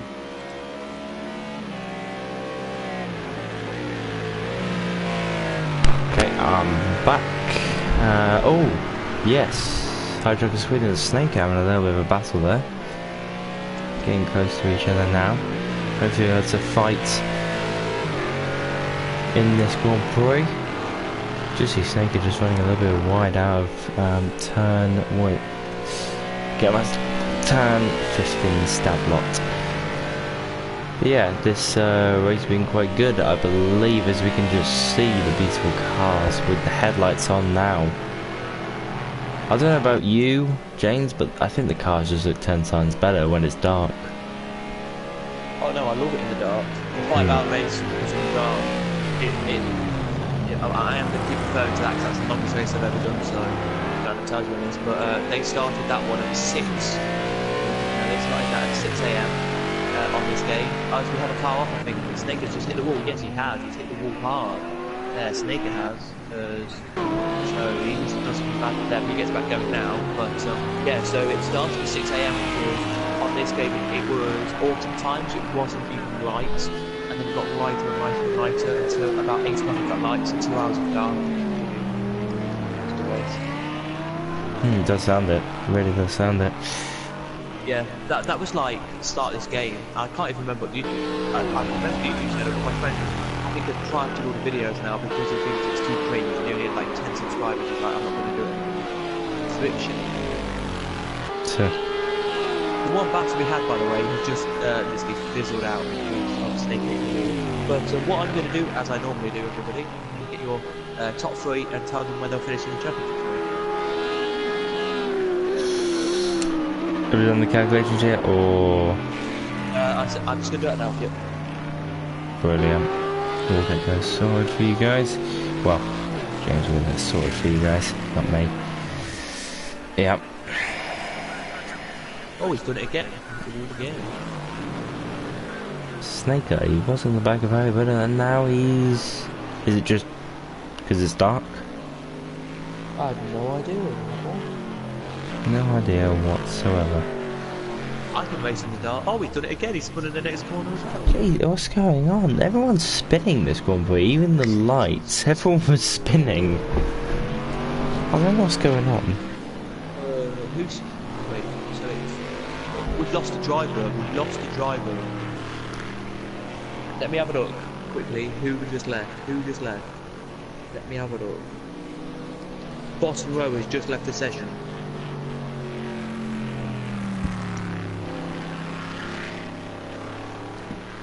Wait, is it Anno? Yeah, it is.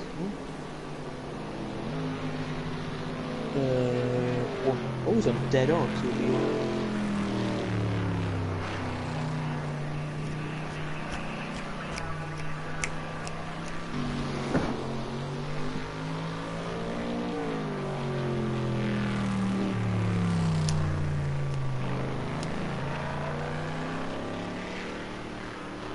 So where is Harry? Oh, Boston. Well, that's this race now.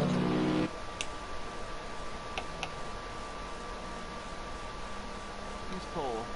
ESR. So it's ESR. No, it's not. No. Well, James is doing all the calculations, the quick maths for the for the championship. We are just gonna have a look at the scores for the games while we're just here. It is still 2-1 to Arsenal in the 88th minute. We'll let you know full time what the results are. And for Chelsea, we'll just have a quick look. If I get it up here, yes it is. It's still 1-1 at the 90th minute, so I think that'll just end at 1-1. I think Arsenal versus Valencia will just stay as 2-1. I've got your standings here for you. So for your top 4 drivers, it is Sind who leads the championship. He will be on 212 points. As we've lost, by the way, another driver has left the session, so we're down to 10 now. Who it was? It doesn't say, I don't think, who it was. He just crashed out the race, so I'm not actually entirely sure who it was. It literally, he sneaked in. Oh, we somebody, wait, who is it? I didn't see who that was. Who was it? Oh! We've lost ESR Andy. I wonder why. Is it faulty connection or he just... Let me have a look. It is. Let me tell you where Hijack will finish there. So he's in 6th with 103 points.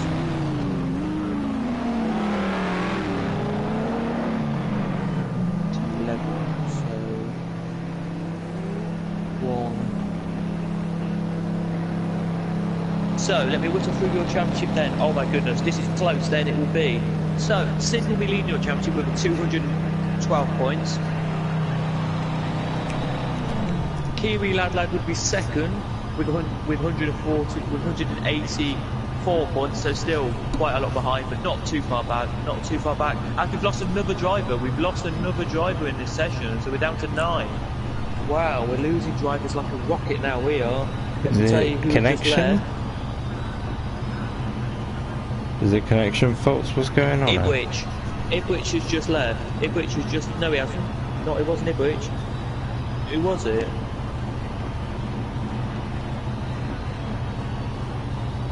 It was ID Forgets has just left. So ID Forgets has just left. Wow. Lost the driver there we have. But anyway, let's head back to the driver who's not in the pits. And see here. So your leader is leading the race by nearly a minute. But let me tell you what happened. So Kiwi Laddag will be is second in this race on 184 points. He'll be in the championship. As we've just had something happen in the Arsenal game. I can't tell you what that is at the moment. Is it a goal? Please don't No, be. it's a good chance. It's a good chance for Arsenal, I think. Let me just give you an idea on it.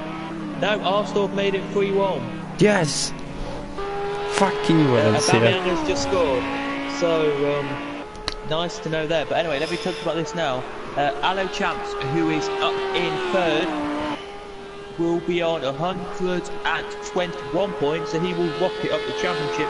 He'll rocket up to third, to fourth in the championship. Same level on points is Hijacker Sweden, and then Andy would be on 42 if he stayed where he was, but he's not. So that is that. There it is for you. We have 9 drivers left with an hour and 13 to go. Fingers crossed we do not get less than 7, and that would be just disappointing, I think.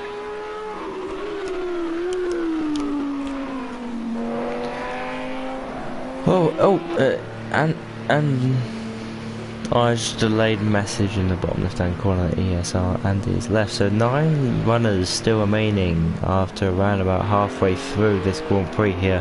So just past the halfway point. James, you already knackered, or what's happening? No, I'm actually fine for once. Oh really? I'm absolutely knackered at the moment. I'm All fine the for once on this excitement. one. It's not like the one I had to do, which was the 5 hours. Yeah, the 5 hours. I will keep going on about it because that race, they said we had to get up so early. I did for that. I had to get up at 6. I had to get up at 9 AM and be on PlayStation for 9:30 in the morning for today, so I could do that long race. Jesus.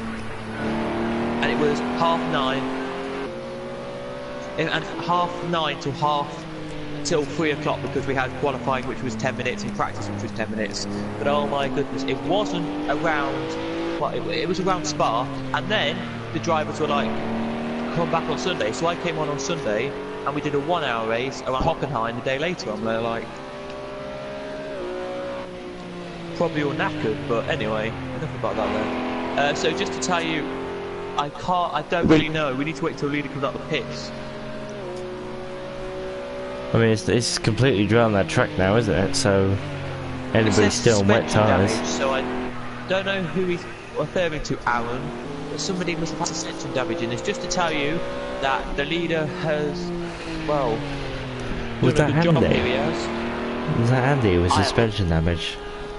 I have no idea, but Aaron just put suspension damage. Must be Andy then. It could be. It could be anyone who's been out this race. So the lead gap has gone down to 6 seconds. It was long. It was a bit quicker. It was a bit more than that, but it's now 6 seconds. Just to tell you as well that we are down to 9 drivers. So last is 12 minutes behind the leader. We do have a battle around the circuit. The only close battle we have is this one, which no we don't. There's 2 cars in front of these 2. I don't even know if they are about to lap over. Can't really say I don't know. Is he going to be lapped? Just have a look. It looks to me like Champs is going to be lapped by K Moore, but I think Champs just lapped him, so I have no idea on that one. No, this is K Moore's. Wait, what? Let me just check. If K Moore gets past, then it's probably the position, but I don't know. No, it's not. It's Hijack of Sweden. So good job from him today to get up to 5th from his positions. There's no real other battles, so we can't really talk about them. But these battles gone down to 2.8, and he's gaining each lap. Is Kiwi Leather a new set of? Yeah, he is. He's just pit for fuel. Yeah, so he's on dry tyres. Yep. So I think Sins. Can we go on to Sins? See how much fuel he's got? Yeah, he's just pit. Okay, I wish that Sin stayed out, and that would have cost him. Wow, this track looks beautiful at night. All the cars go around. This is definitely not for position. This is just for K Moore to have some dignity and unlap himself here. I think it is. I don't. really know at this stage of the race. My game could be this problem, I don't know. But no, I'd love to do what, if you are, do you know iRacing? I'd love to have what iRacing have, where you can have a button on the bottom where it says broadcasting overlays. You click on it and it goes up to like one view where you can see the whole circuit and what it looks like. Really? Yeah, like there's a thing in iRacing where if you've ever watched iRacing like live streams, like the iRacing people show you like the track from above, and it goes, this is the circuit, and you can see like maybe 4 or 5 cars flirting around the circuit doing laps. Jesus. I wish we could have that, so you could just see what the circuit looks like in the dark. But anyway, enough about that said. Probably the better really, but it is going down.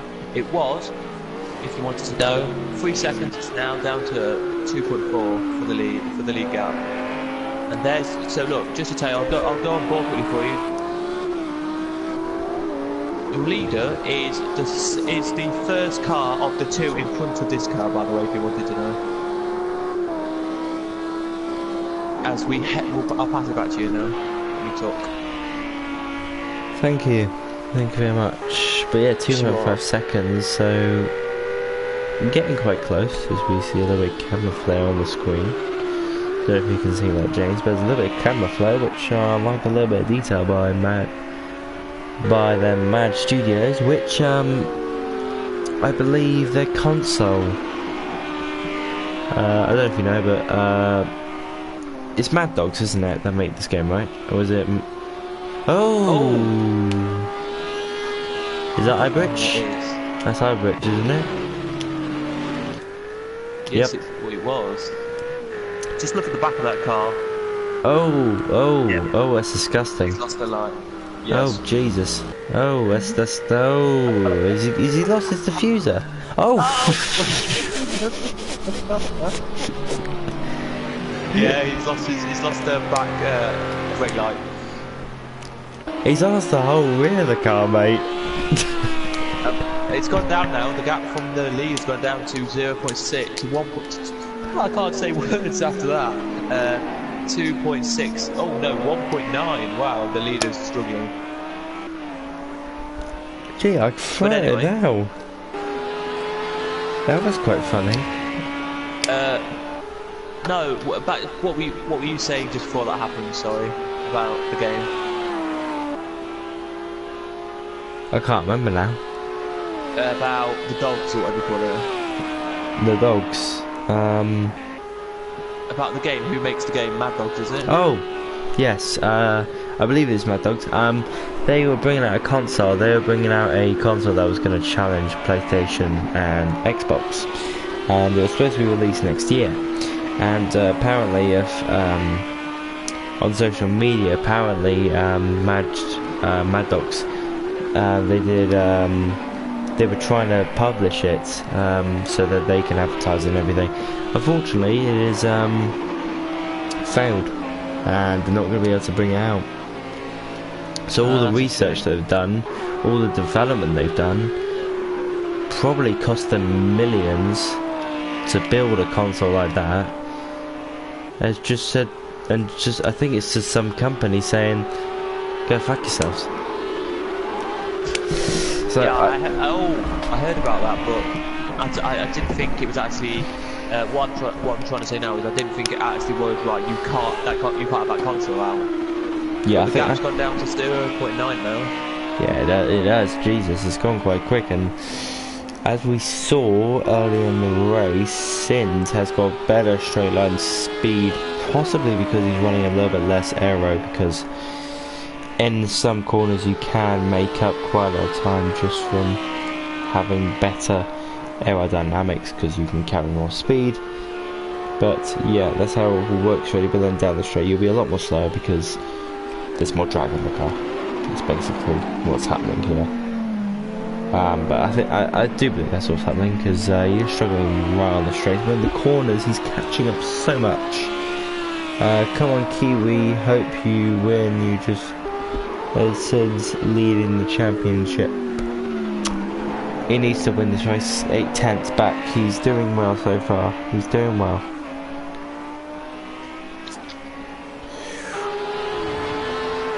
What do you think, James? Do you think Kiwi can still win it? Or do you think Cinder's already got the pace? Well, if it stays as it is, Kiwi Ladlad will be 28 points off the leader, so a race win will be all he needs to get in the championship win. If he wins this race, he'll be championship leader again. That's not So too it's all bad. up for grabs, really. Yeah. I would say he'll be championship leader, but just to tell you, he'll be championship leader by like 5 points, so nothing really. But going into our next race, I believe that'll be a big margin gap. But yeah, I'm surprised. We do have another battle, which I'm going to head to now.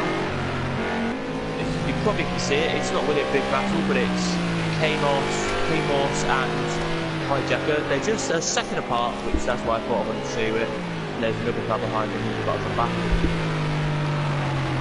What's happened there? I have no idea what's just happened, because he's now 7 seconds off your leader.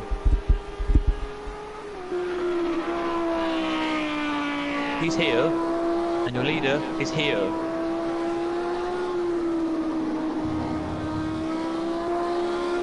I don't know if you wanted to talk about that, but there's the lead battle's gone. Must have been Kiwi Ladlad pushing too hard and gone off somewhere, but he's... Yeah, I think he may have spun. I have no idea really, but Alo Champs is closing the gap down. It was 20 seconds, it's now 16 seconds, so he's closing to try and catch up with the top two as well. But no real battles on this circuit. There is okay, let me just see if this actually is close or not. Because it looks, oh it is, it's closing. I think Hijacker Sweden closing on Kamos every lap.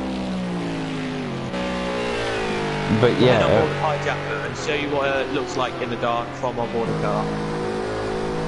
yeah, you can just see Hijacker Sweden. Jesus, look at that.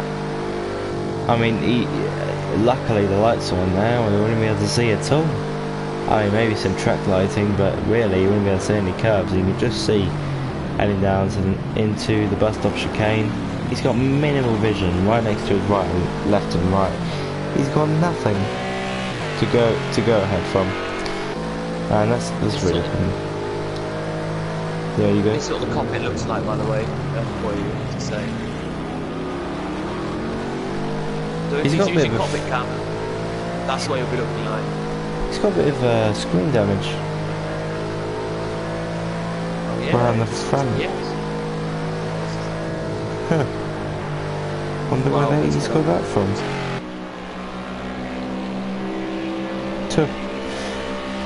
Well, yeah. He's only 0.2 behind him now. Up to him now. Will it be a battle for fourth? It's a battle for fourth, really. So it's not podium bragging rights, but it's bragging rights nonetheless to get say I've done fourth in GT3 race. Yeah. Yeah, I mean, it's still some dignity that you've done something. So yeah, he's done well for himself. I know there's only 9 runners, but he has done himself something. But yeah, I mean, Kamos is for position, so he might be able to get into that fourth quite quickly. Hopefully, he will be able to challenge. But James, 35 seconds until an hour left. Do you want to give your opinion before this battle starts to heat up on this race so far? Yeah, go on then. I'm going to say, personally think it's been an absolute weird race. Just to tell you guys, here, there is the only person who is streaming is somebody called Awesome Gaming, who is streaming, and he is, by the way, that's Kiwi Ladlad's channel, so if you want to go watch Kiwi race, go to his channel, you can do, he's the only one who's doing that, but I think it's been a really good race so far. Interesting to see actually what happened with Kiwi and all that, but the battle is heating up. I'll quickly say, I think personally, first hour was amazing, second hour was a bit disappointing when loads of drivers left, but other than that, it's been a really good race. Over to you for the battle there. Thank you very much. Hijacker Sweden, right on the back of K-Morse, 3 under 4/10 now, again underneath 3/10 as he heads up to El Rouge, and ready on down to the Kemmel Straight. You can just see 106 litres of fuel. Definitely will get to the end of the race, because just in K-Morse gets way too far off the line, comes back on the track, but guess what? Hijacker Sweden's passed. Just that little mistake from K-Morse cost him that position. Whoa. Is that little mistake that can cost you anything at this moment, this stage? Whew. You can Kate Morse trying to look left and right to get past again. Just had a comment in the chat saying, "Come on, Kiwi," and I want to say we started the stream today. If you want to know, I'm just gonna tell you anyway. You probably didn't want to know, but I'll tell you anyway. We started the stream today with 154 subscribers. We are now on 157. So thank you everyone who has subscribed today. Wow, so how many did we start on?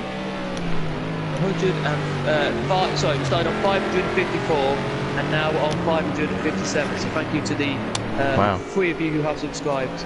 We do really appreciate it, as we do. So, 3 subscribers today, not too bad, not too bad. Thank you very much for subscribing to the channel, and hope we'll see a lot more better content in the future as well. To say as well, we have 6 likes, so thank you everyone. Yes, 7 likes actually. Yeah. If you update your page and yeah. Yep, I'm just going to update it now. And I got 7 likes, which is absolutely brilliant. Oh god.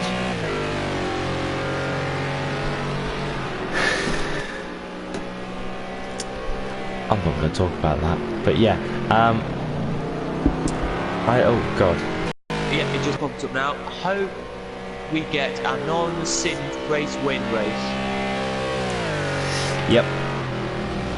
I hope that Kiwi Leveler can challenge, but he's 7 seconds behind now, which he was at one point a tenth away, so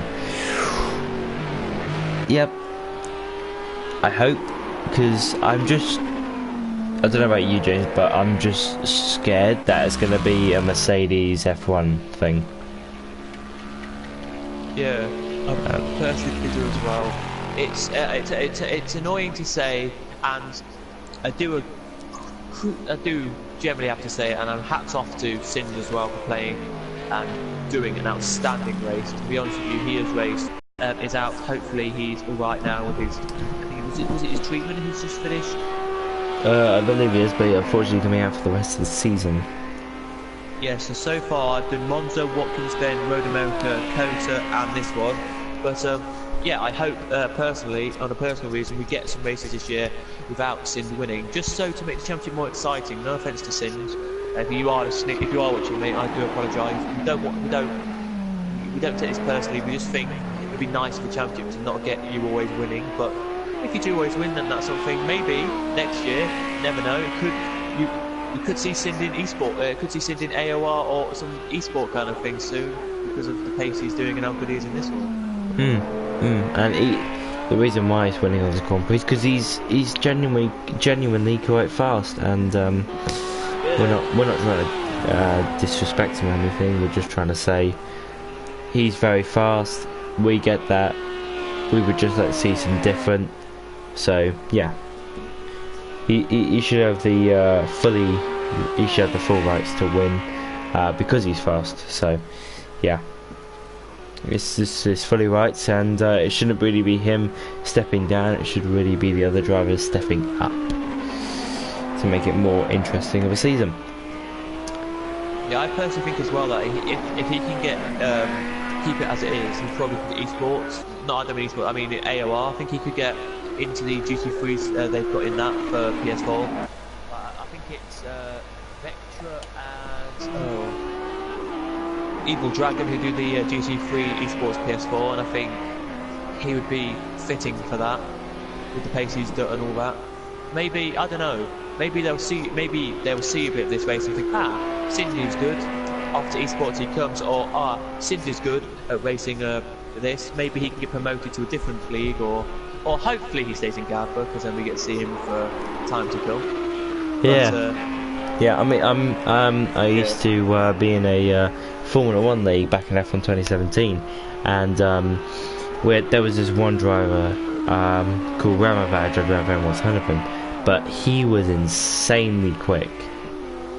I remember Monaco, he was in first and I was in second, and this was a full lobby, he won pole position by guess how much? How much? 1.2 seconds.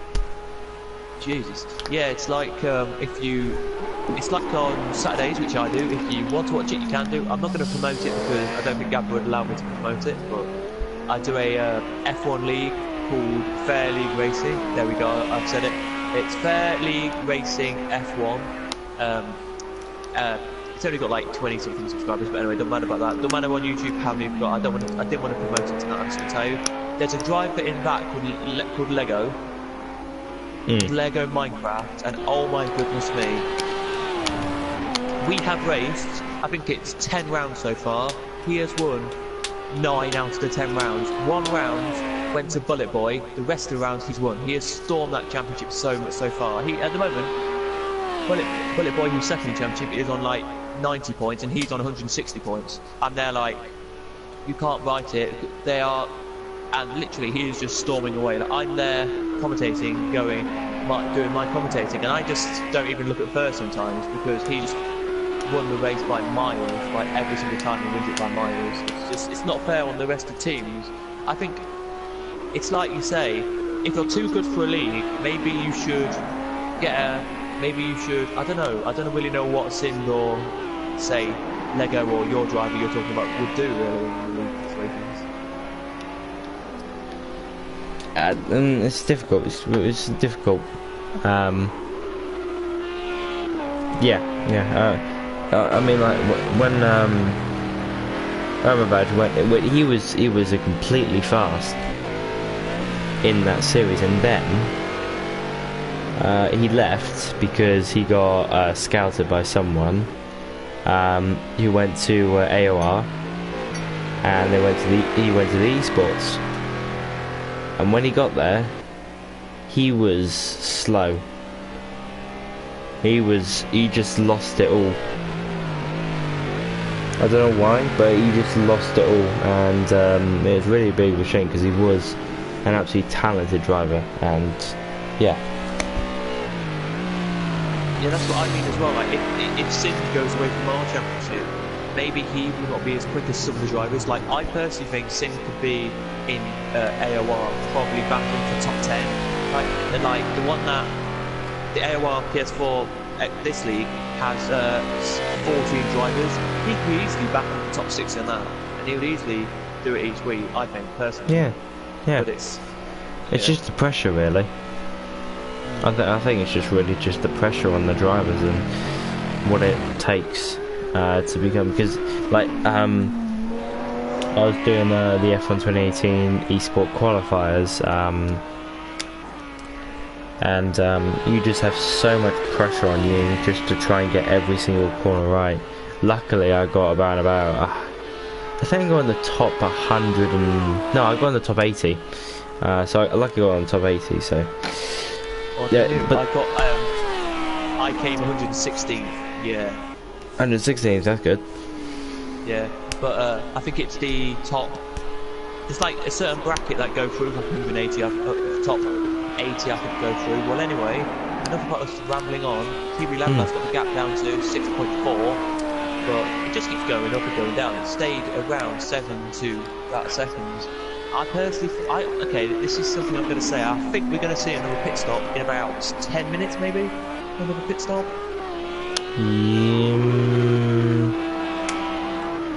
Don't think so. I don't think there will be another pit stop. I think these guys will just take these cars to the end now.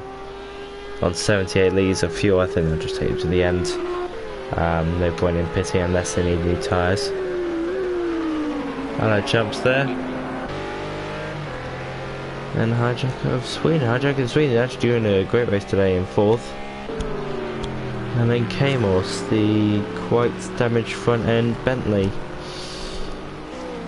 Trying to catch up to Hijacker of Sweden. Kamos, teammate Snaker in 6th place. Not too bad for the 2 Bentleys today. Not too shabby. Yeah. That is a massive gap, that is. You can see it there, look, you can just look from 6th to 7th, it's a lap. From 7th to 8th it's a lap, from 8th to 9th it's 2 laps. Huh. Jesus. I would love to see the overall pit stop, just so then we can actually get a bit spicing up and more overtaking battles. We do have a battle coming up, but it's not 2 cars that are in the same like thing. It's, if you want to know, it's Kamos and I think, yeah, it's Ipswich. Kamos and Ipswich are the 2 who have already been lapped by the top couple who are in this little battle of 3 cars. So that's what I don't like about endurance racing. That's what I don't like about it, and I'm gonna always argue this case, and I always argue it quite well. Probably won't tonight, I'll probably butcher it, but I don't like this racing because you get too many lapped cars around the circuit, you don't know who's on which lap and all that, it's really annoying. I mean, like when I went to the 6 Hours of Silverstone in 2018, you just, it's good for the first 2 hours, and then once you get into it, you just really don't know what's going on because there's just cars going by and by and by. And you think, yeah, is he fighting for that guy and that guy's fighting for the guy? I don't get it. And then we sat in the worst seats possible because they were supposed to put a screen up to show us where everyone was and to give us some sort of context. But apparently, which I read on the news, that they couldn't get the maintenance people out in time for the screen. So I was like, are you joking? So yeah, because there was basically we decided to go into the pit lanes, not to Abbey, because Abbey's turn 1 at Silverstone. So we decided to go to the garage, which means we couldn't get back to Abbey, so we had to go in the worst grandstands there possibly were, which wasn't actually that bad because we did see a crash into turn 1, so that was quite good. But yeah, all good. Yeah, but that's the one thing I don't like about endurance racing though. It's I don't know how to explain it, but it's just too long. Well, it's not too long. I love watching the races, but if you don't have any battles, it's good. Like I think it was the year before, when we had the last lap of the Le Mans, and it was the Aston Martin and Chevrolet. Oh, not Chevrolet, is it? Yeah, Chevrolet. I think it was the Corvette, one of them. Battling in the last corner for the last lap. They got onto the last lap and they were like side by side down the street for the last lap, that's what we want to see. Yeah. It's like, for example, there's a track up north a little bit called Canwell, and which on this game, and I went to that and watched a 4-hour motorbike race, and you just can't see. There was 30 motorbikes, and they're like, is he leading the motorbikes? Is he leading? Is he leading? It's like. It's like that circuit is really small, and like the leader lapped everyone except the top 3, like multiple times, and they're like. I mean, I only live 30 minutes away from Cadwell, so literally, I just go there, and there's normally just some race going on that no one understands. So yeah, I mean, when you go to these places, such as the Silverstone one, when you go to these places and when you actually see the cars in real life, you actually get to see what the sound is actually like. The Porsche, oh my good god, that is loud. The first car I heard was an Audi. It came out the pits, it was absolutely fine. I was thinking, okay, that's a decent sound for a GT3 car. The Porsche fucking comes out, it's like fucking hysterical. It's just crazy. But once you get to see these cars in real life, it's an absolutely great experience, and I think that's why people want to go see these races in real life, because you're going to Silverstone, you're getting experience, you're getting this, you're getting that. But then the disadvantage of that, as you say, is that you don't know what the hell's going on. But when you watch on TV, yeah. There you go, yeah. I'd love to see like just like, I know that they do them, but I'd love to see just an hour LMP1 and GT3 racing just to see how it goes. Because then you get closer racing instead of having a 6 hours or 7 hours race. It's like, as you said you live like 30 minutes away from the capital. I live 50 minutes away, and it's like very tricky to see it and all that. But it's good though. Like, it is quite good. Like, I've been to a few other circuits, and that I would love to go to Spa. Always wanted to, and you know, they had a 24. They had a 24-hour race. Not 24 hours. They had a 12-hour race split up into 2 days here a couple of weeks ago. And they're building a new circuit at Spa. I will tell you where it is on board. We'll go on board with not Sneaker. We'll go on board with Hijacker Sweden, because we're nearly at the corner where it is. So down the old pit straight we go. I'm gonna loop your attention in a second. Stop. Look where we are now, and you see the trees on the side. Yeah. That on the cross, it'd be the left-hand side of the car.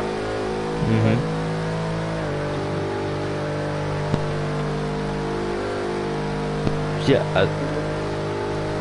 Sorry about that. On the left-hand side that we just saw just before we go to a route and manual, they are making in that bit there. They're making a rallycross circuit. Are they? Yeah, because apparently in 2020 they're having the World Rallycross, is it? You know, yeah, the one that has what's the person in it? The Doran guy from England. Yeah. Yeah, they're gonna go and race at Silverstone, Spa. I mean. So, Jesus, yeah. that'd be really good. I know they do one at Catalonia.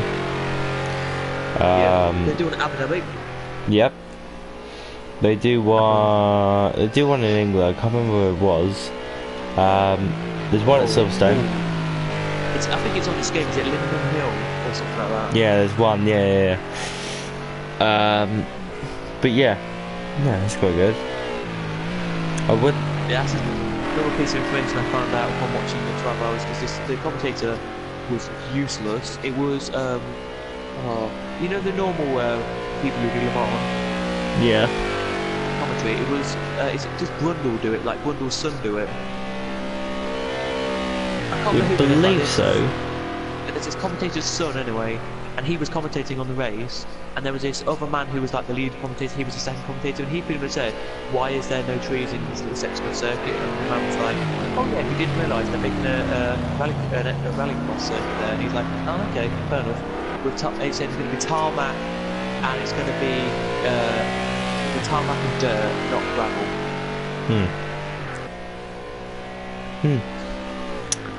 But the gap's gone down now to 4.7 compared to what it was a couple of laps ago, which was 6 seconds. Yeah. 14 minutes remaining. Jesus, I'm knackered. Absolutely knackered. I don't know about you, James, but there's been quite a lot of action so far. Yeah, I'm getting a bit tired now. Oh, we look like we have a battle here, do we? No, I don't think we do. I think Sneaker's just lapped him. Yes, he has. There. But no, I do like racing like this. I've asked, I think it was asked my friend if I could do his 24-hour race this year.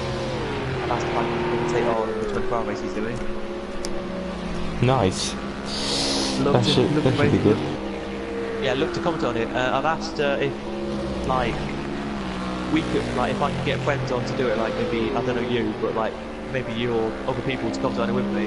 And he's like, yeah, it's not a big deal. I'm like, it probably is. He said, how many people are racing? And he's got 10 people racing at the moment who are 3 already set in. He's got, if you want to know, I'll just tell you anyway, 4 LMP drivers and 6 GTE drivers. So it's going to be interesting at the moment to see what happens in that. But they're looking to try and get a minimum of 12, or else they're going to cancel the race. Oh, that's nice. Yeah, so Yeah. I was like, I'll comment on it, but I can't do after 11 o'clock at night. He said, I've got a friend who can stay up all night who's American, so he can do it for us. I'm like, how would that work? Because they're time zone. No, I mean, how would that work? Would he has to go on PlayStation really early for him and then do it? He's like, no, I'll start the race at 3 o'clock UK time, so he can then get on PlayStation. It'd be like 7, 10 in the morning, and I'm there like, well, anyway. But there is a battle actually happening now. It looks like it's going to be K-Morse and Sneaker who are going to try and catch up with each other in a battle. The only battle we have in this race. Yeah. Really, just the only battle so far. But yeah. Well, I've been rambling on. I do think, no, we're going to get a pit stop. I'm sorry, but I do think with about 25 minutes to go, there'll be a pit stop for just a few drivers, because you can see, if we look further back in the order, I'm just going to go to near the back, 60, 60, 69 and 69. You do have, like, not much fuel. I bet the tyres are going. Don't matter about the fuel, it matters about the tyres, I think, personally. So I think tyres are going. Definitely going. And as well, the track temperature has gone cooler because it is night time. The track temperature will have gone down. So it's rising now, I would say, because it's now just getting a little bit lighter. I think it's about 4 o'clock in the morning. Just take a guess. Yes. When we finish the race, it'll be 10 AM. So, and here we go then. Over to you for the battle. K-Morse right on the back of Snaker, sorry, right on the back of K-Morse. Riding up to there's Calms, turn 7, turn 8 and turn 9 up to Brussels then. Of turn 10. Will he be able to get past? I do not know. Definitely don't want to overtake through Pouon of turn 12, because that is a fast left-hander that you would, I'm sorry for the word, but you would shit yourself. Going through side by side. Yeah, you have a check. But you can see Snake and K-Morse trying to get similar runs out of corners, so they're not gaining or losing anything at the moment.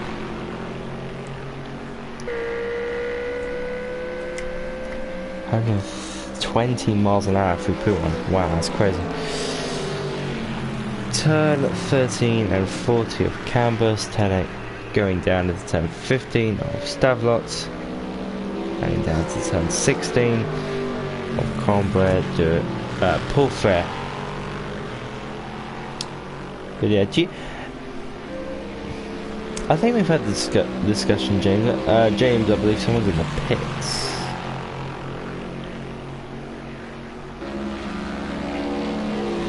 Yeah, they've just come out. So somebody has literally just got the pits. I can't tell you at the moment who that is. Somebody has literally just got the pits. I think, is he still in the pits actually? Let's have a look. I don't even know who that is who's going in the pits. Oh well, somebody's in the pits with the tyres, so... Oh, okay, yeah. I assume, Shame. but let's just go back to this battle. You were about to say something before we do. Billy says, please like and subscribe. Yes, please like and subscribe, guys, if you are here, who are not drivers watching. If you're not a driver, then hello. And Billy says, finally, a battle on circuit. Sniffed out, down the inside he goes. Over to you. Well, when he gets the place already on the source, but I reckon K-Morse had the better run out of the corner. You just see him go side by side into a Rouge and rally on. Oh, this is going to be close between the two Bentley drivers. Oh, and Snaker gets the position there, but I reckon K-Morse will have a better run, but he's just way too far, like 7/10. Wow. What a move by Snaker there. The commitment and bravery they had going up a Rouge, up to Radion and now onto the straight. The commitment. He actually had to believe in his teammate that his teammate would just back off, or if he didn't, them two would have been a huge crash. And they would have lost valuable points for 5th and 6th. Not too bad. Just look now quickly. Kiwi. No.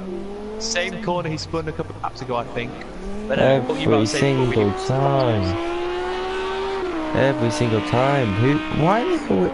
I would love to know why people are spinning it. Is it just because of traction, or are the tyres overheating, or are they too warm?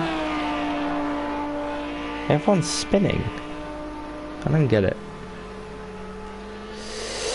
But yeah. We were about to talk about something just before we had the battle, and you said, James, have we already discussed? Oh yes, I think we've already discussed it this season, but do you think it'd be a good idea for maybe a 20-lap race around Monaco? Do you think that'll be a bad idea? Do you think it'd be a wise idea? Do you think it'd be a great idea? I'd love to see GT3s back there. I'd love to see them back there. The last time I saw GT3s actually race there on Project Cars, Project Cars 1, with a friend of mine, did a championship in Project Cars 1. Awful championship, got to say, because we always knew who was going to win the races, because everyone else was just not very good for spectacle clean drivers. Just to tell you, somebody's put in the chat, it is now 5:30 on the game, so 5:30 in the morning, just to say it's about to turn to 6 o'clock and 6:30 in the morning. But no, yeah, I'd love to see a race there. It would be lovely to see a race there. I've never raced there in a GT3 before. I've only raced there on this game size. Formulas and LMPs. Yeah. I mean, them cars are huge. Imagine these cars. Jesus. It's crazy with LMPs around there. You get to the chicane after the bridge, going into the tunnel, and oh my goodness, you're slamming on the brakes literally at the first board. You're slamming on the brakes to get into that corner. Everyone gets a corner cut penalty. All of the race, literally, I was racing and there was like 10 of us. All of us racing got a penalty, and altogether I came second. But I finished second in that. That was awful. It was an awful race, and I wouldn't do it again. Jesus. Do you think it'd be a good idea? I think it would be. I think I would like the idea to see a Monaco race. I don't think it would be a tail into this season, but we can obviously add it on to future seasons. But yeah, that's why I just wanted to bring it up. Any other tricks that we can do? I would love. I don't think. Oh wait, let me just check on the calendar and see if we're going there this year. And I doubt we're going there. And I don't think we are we? No, we're not. I would love to go to Long Beach. Yes, Long Beach would be good. I think, yeah, I believe they've driven around there in real life. Yes, I'd love to. It looks. Ooh, what's happened there? I think there's a little bit of puddle. Let me have a look. Yes, there's a little bit of puddle. Wow, and into the pits comes a car. It is Howie Butter. He is plenty of laps ahead of Ibwich, so Ibwich is way back behind him, so that's something to say there. There's no more battles. The only more battle I can see, as I'm still awake because I'm not tired. No, I'm not tired. I'm not going to give in yet. Oh, we're not going to get 50 laps done. We're going to get more than 50 laps done in this race. With 50, it's going to be about 55, maybe 60 laps at this rate. So the sun is coming up. The sun is coming up now. Just to tell you, it is. Somebody just said it's now 8. It's now. Somebody said it's now 8 AM in the game. So okay. I think this is spring weather then. But yes. Anyway. Let me just do my quick calculation. I'll let you know how many laps there will be. How many laps there are remaining. Right. So I'll keep talking then for a bit. Just to tell you, our race that has the least amount of laps to come was Road America. Road America was our least amount of laps this whole season, by the way. Second least is Silverstone, and our longest race to come left is Fuji, 45 laps. So last round of the season is 45 laps for Fuji, and that'll be on the 27th of the 6th. So that'll be June the 27th. I don't know if you've got exams then for the 27th and 20th, but when? So the rounds coming up are the 23rd. So this is just to say, because you're probably, are you year 11? No, I'm mock, so year 10. Alright, year 10 then. Okay, but June. The 6th, 13th, 20th and 27th are our last race of the year. Just to say, I finished my course on the 13th of June, so after 13th of June I'm done, so I can do all the races because I'm off course. I go to college. I do, so I'll be off course. And yes, I go to a college in Lincolnshire. If you wanted to know, I'm not going to say where I live. That's private information. But yeah, I go to Lincoln College. Yeah. So yeah, but no. We have 1, 2, 3, 4. Is it 4? Yeah.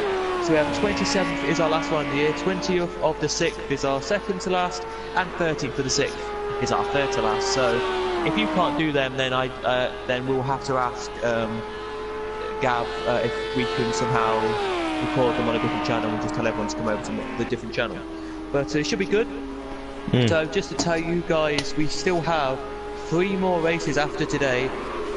Red Bull Ring, Hockenheim and Silverstone is going to be great, that is. Then we have another break, I think, and then we come back and do our last little bit of this championship, which will be our Asia series, Asia part of the series, which is Dubai,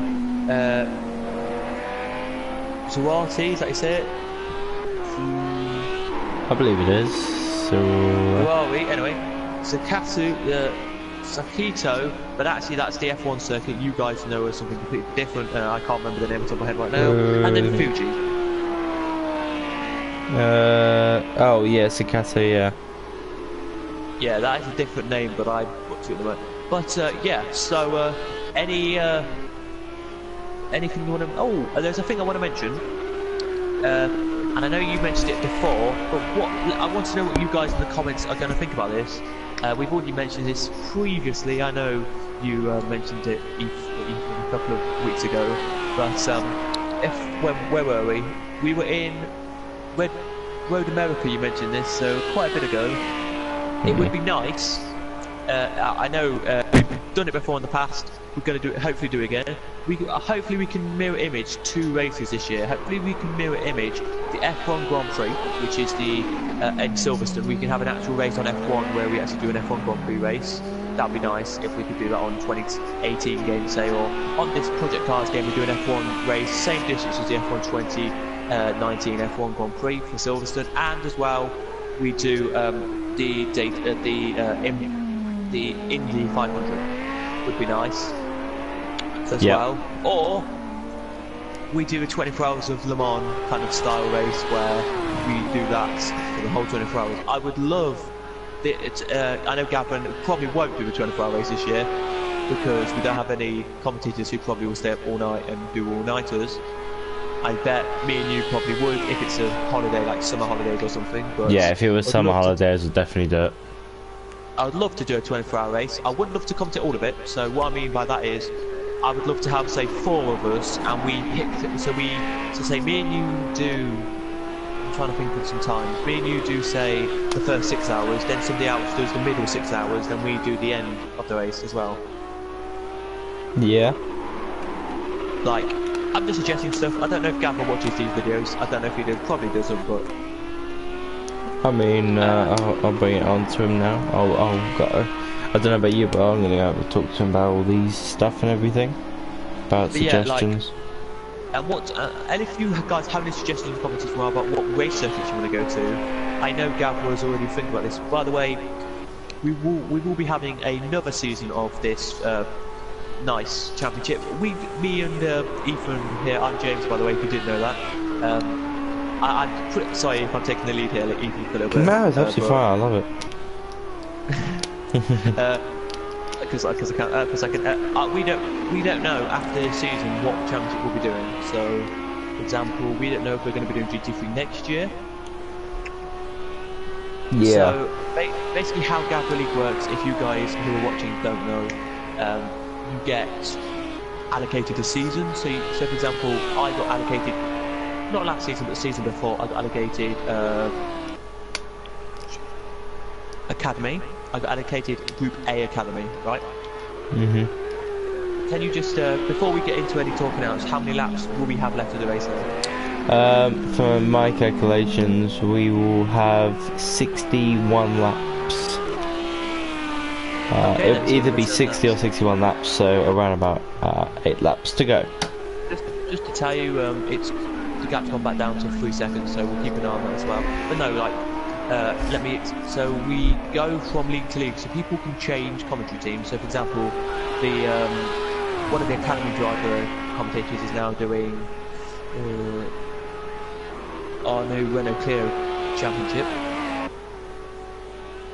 But no, like, ship can change. So, for example, if you guys know what to do, we will be doing after today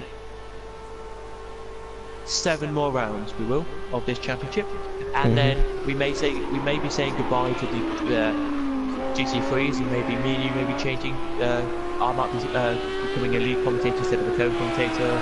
I might be becoming staying a co-commentator and let somebody else be lead. But I'll be maybe with somebody else. It'd be nice if Gavra goes, right, already have our list of commentators who are commentators, let's stay with the ones we are now, but just maybe let GT3 commentators do touring cars, and let the touring cars ones do GT3, and let the GT4s do something else.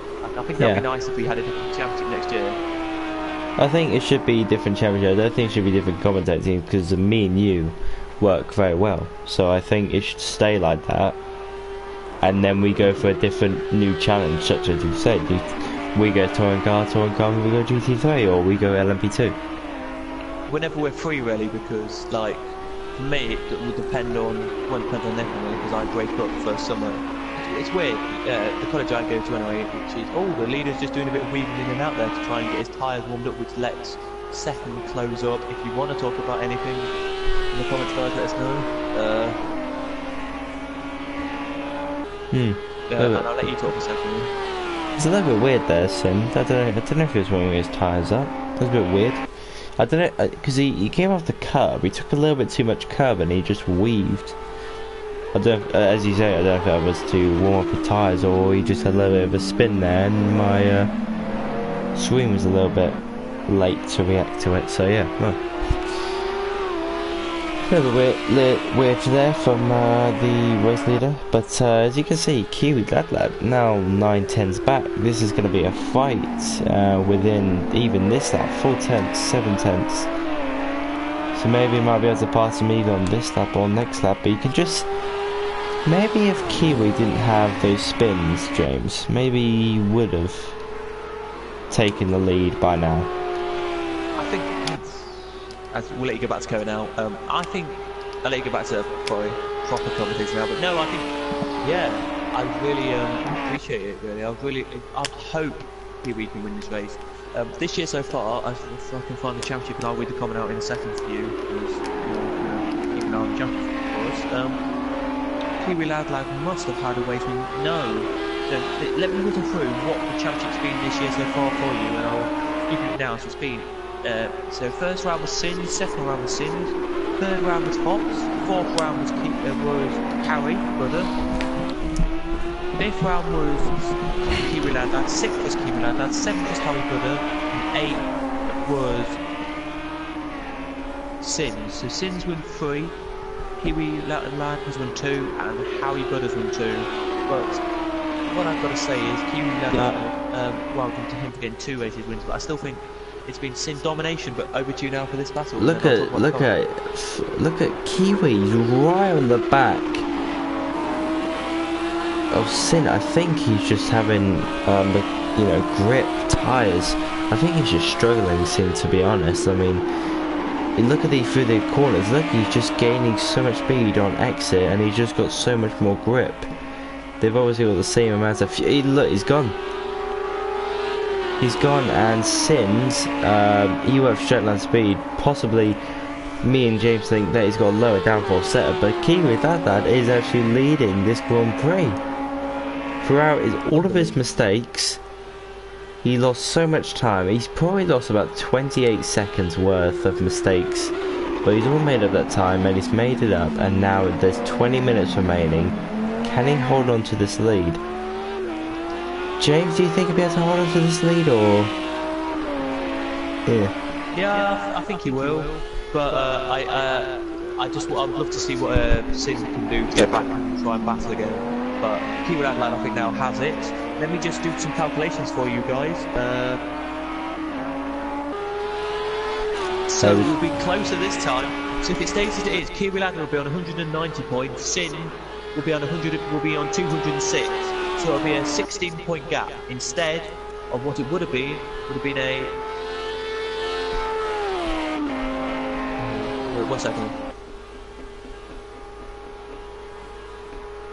Would have been a 28-point gap. It's going down to be a 16-point gap instead of a 28. That's good for Kiwi though. Like, I reckon he can just challenge all the way to the end of the championship here in GT3. Just want to say a quick thank you to Billy, who writes, "You're a good commentary duo and I wish you could do AOR or odd different championship like GT4 or TC." Thank you very much, Billy, for the very kind words. Very kind of you there. Thank you, Billy. But I personally, Billy, I'm sorry to say this, and I think you personally agree with me on this one. I don't think we're good enough yet to probably do AOR. Yeah, I can agree on that. I can agree on that. It's nice words from Billy. I think he's just trying to be very generous. But I get what you mean, James. I think AOR's quite a big shot for us. But you never know. You never know. I mean, next year we could be asked, like, do you want to join AOR? You just never know. You just never know what's going to ever happen. And yeah, if the YouTube channel keeps on growing, then we'll obviously get more popularity. And we'll get more people looking at the league, and we'll get more people watching the stream, so you never know. James Peters, ARO, I think can do it, guys. James also says we can do it.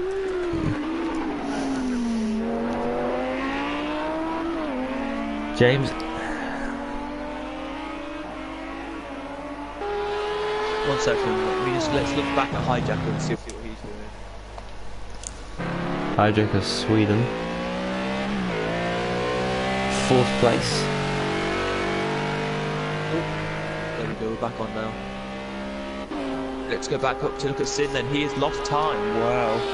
Yeah, Billy, if James has just put driver of the day goes to Kiwi Lad, I think Kiwi Lad driver of the day or Hijacker.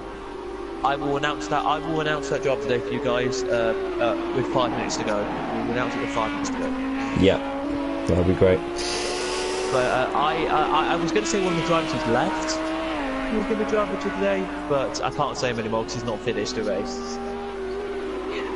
I was going to give Andy a shout because he was in 4th position, doing really well. Started up in 6th, got up to 4th, did really well. Came in the pits, got down to 9th, went back up to 4th, but he's gone. So sorry. Yeah, unfortunately, if you drive the day, you unfortunately have to finish. So yeah, this is not Max Verstappen driver of the day territory, as you have to finish the race to get driver of the day. The YouTuber, Insta Barrier, that's the one. Yep. The parodies. Yeah, he did a thing. It was like, we're now doing a golf tournament. Driver of the day here for golfers. Bloody hell, Max Verstappen.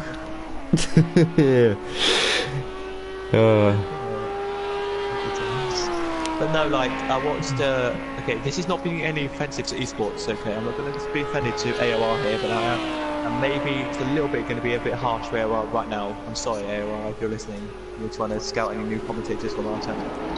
But some of their commentators isn't great. Yeah, I have to agree on that. I mean, some of them are absolutely brilliant. I think they do very top quality jobs. But some of them, I do believe, some of them are just, yeah, they're just not up to standards, really. Oh, I know who the car in the pits is. The car in the pits is the guy who joined back, so that's Andy, I think, who's in the pits. I think he's just spectating now, isn't he? Yeah, that's how you can say that. But no, I personally think you're right. A guy, I don't know his name, but a guy who's when they go on, anyway, there's a guy who does computer, so PC, and he does your GT3s on iRacing. He's a good commentator, very good. He is. What's the one? Dragons? Evil Dragon's a good one. Coming from Gavra League as well. But yeah, I really do like it. I don't know if you know what the ins and outs of IRL. If you have to have a contract, if they sign you up and say, right, here's a contract, you get paid to do it. I don't know. I don't know if they get paid at all. They do have 10,000 subscribers, so they get at least they get an income. But just to tell you to put a spanner in the works, it's raining for your last 13 minutes and 20 seconds.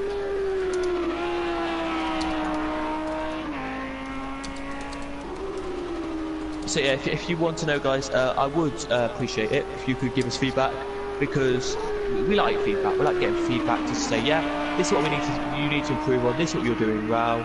Thank you for this. Just that is to us. Now we're going to have a look at a battle. It's not a battle anymore, but we're just going to show you a driver who I thought today was going to do a better job than he has, and that is Harry Butter. Personally, if I'm anyone who's here, and I know Ethan, I think it is Ethan. Yeah. I thought Harry Butter would have done a better job today, to be honest with you, but he's got 8th, and I'll tell you that gets you some points. So everyone who's racing now, I think, gets points. Just to listen through it. Let me go to the first round and have a look, because I'm curious to know. So, how many points is it for 8? Wait, so let me just have a look. 1, 2, 3, 4, 5, 6, 7, 8. Yeah, so for 8, you get 8 points. It's not bad. I think it's 8 points for 8, is it? It's decent points really for the constructors as well. I don't know what it is for 8, but you get some point. You get 8 or 7 points for 8, and that's really good for Harry Butter. There it is. It is top. By the way, just tell you, top 12 get points. So just to say, so anyone who is 12. So when we had 1 week 14 finishers, 2 of the drivers didn't get points. No real battle at the moment. I will leave you on a car as I'll come back in a second, and we'll let Ethan talk to you about F1 and anything he wants to for the next couple of minutes. So yeah, just want to say thank you very much to everyone for the comments today. It's been a very long stream. It's probably one of our longest races this season, of 2.5 hours. So thank you very much everyone for sticking around. Thank you very much to Billy, to James, to Aaron, to Sam, everyone just tuning in. Index, thank you very much everyone just tuning in, talking to us throughout this long race that we've had. It's been an absolutely brilliant race. There's definitely been some drama, there's definitely been some action across the whole race, and with 10 minutes remaining, I think we might just be able to get some more, and keep with that's going to win the race. I hope he does. He's done so well today. He did make some mistakes, which Sin didn't, but Kiwi Dada was able to then come back and then say to everyone, it's like, okay, I did this wrong, I'm now going to gain time from that, I'm now going to, and guess what, he's 11 seconds in front of Sin, so he's done really well, really happy for him, which James, when he is back, will be announcing the driver of the day at 5 minutes to go until the checkered flag. I believe, I do not know how it will work, but if there will be a white flag or there will be a straight checkered flag. The white flag means there's one more lap to go. I don't know if there'll just be time up then one more lap. So yeah, we'll just have to wait and see, and yeah, we'll get the checkered flag on the screen hopefully, and yeah, it should be all fine and dandy. And as I hear, that's James back. So, we got a comment come in from James Peters saying, That's okay. I think that's you who put Ethan Yeah. in the chat. Love your work and well done, James. Thank you very much. Yeah, it's been absolutely brilliant. You can see that just to quickly add, you can see as well how spread out these 9 cars are. They are very spread out. I'm surprised that your leader's got that big gap, but Sind won't care. He will have the championship lead settled as we go into our next race. Just to tell you guys, it's a quite short race, the next one. The guys will be relieved with how short it is. Yes, after being absolutely knackered. Yes, I bet you loads of them will go straight to bed tonight. Yep, straight. You know, it's a Friday, so. Well, I've got to go straight to sleep because I've got a maths exam tomorrow, so. And yeah, you did talk about that. Yeah, and I can't believe, because I got into the exam, right, and apparently because there's a foundation and a higher paper, and they put me on the higher paper. So basically now I've got to go in tomorrow, absolutely exhausted from tonight, and go do a proper higher maths paper, which is going to be great. So yeah, you got to go to your college. Have you, or? I've got to do a bit tomorrow for college. Yeah, got to do some stuff on the computer, so it won't be stressful. But I've got quite a bit to do tomorrow on the computer. Nice. I've got to make some logos, and I've got to make like some stuff on the computer. So I've got a bit to do. But no, next round is still a long race though. It's a 41 lap Red Bull Ring race. Is it? If you can all make it, guys, to the dry Red Bull race, that'd be brilliant. The week after is Hockenheim 39, and then we go to a smaller race, which is the Silverstone GP, and which is 30 laps of racing. So very, very small race then it is. By the way, we have 6 minutes to go, so I presume we will get 62 laps in of racing as the rain is still coming down. The longest race left of the calendar, just to tell you, is last race of the year. If you can, it's Fuji. That'll be about an hour and a half race, I believe, because it's like a 2-minute lap. 45 laps that will be. So yep. Paul of in this season, let's have a look at the seasons. What season we're in? We're in season 6, by the way, just tell you, of GT3. So well done to everyone for putting us into that season. Well done, Gavra, for being, I would say, that long actually. Wolves, they have so we have a break after the Silverstone, we will, and then we'll be back for your other ones. Well, let me just look at the. Do we have a constructors championship? Yes, Pardon? we do. So at the moment, it is looking like it's going to be another lump of points put in for your Lamborghini team. They're on 315 at the moment. They're going to get more points coming in today. Your Audi is second with 260. Then it jumps down to Ferrari 179, Mercedes 173. Then it's a big jump to McLaren 140. Then it's Bentley 113. Then it's 62 for the Acura cars, and then Porsche are last with 64 cars. And just to tell you as well that replacements, Audi have 2 replacements as well. But into 3 laps to go, we head now, and back to you. James, it's the 5 minutes. It's going to be your choice for the driver of the day. But I don't think I can now. Really annoyed. But yeah, so will we break it? I don't think we will, just to tell you. So Cashnit has survived that he has with a 1 minute 16, so the lap record won't be beaten, I don't think. I'm gonna have to give it. Well, there was a joint effort here, but I've got to give it to Kiwi Lad for the job he's done. And just be amazing. He has. in this one. So for him, I've got to give it to him. So yeah.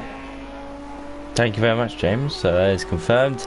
Kiwi Lad, Spa-Francorchamps Driver of the Day Season 6 Round 9.